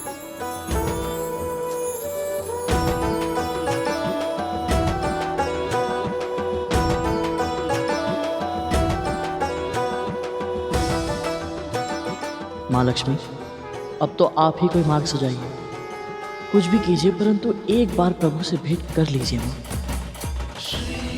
मन तो मेरा भी बहुत है, पर मैं चाह कर भी स्वयं कुछ नहीं कर सकती। देवी लक्ष्मी के दर्शन का सौभाग्य तो प्राप्त हो गया प्रभु। अब आप दर्शन देकर मेरा जीवन धन्य कर दीजिए। कुछ ऐसा कीजिए कि आप माता लक्ष्मी से भी मिले और किसी को दिखाई भी ना दें, ताकि आप चुनौती भी जीत जाएं और माता लक्ष्मी की आपसे भेंट करने की इच्छा भी पूर्ण हो जाए।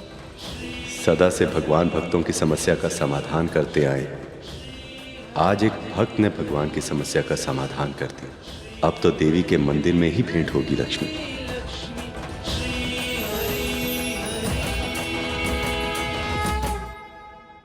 पक्षीराज गरुड़ के साहस भरे कारनामे देखने के लिए चैनल को सब्सक्राइब करें और साथ ही बेल आइकॉन दबाना न भूलें।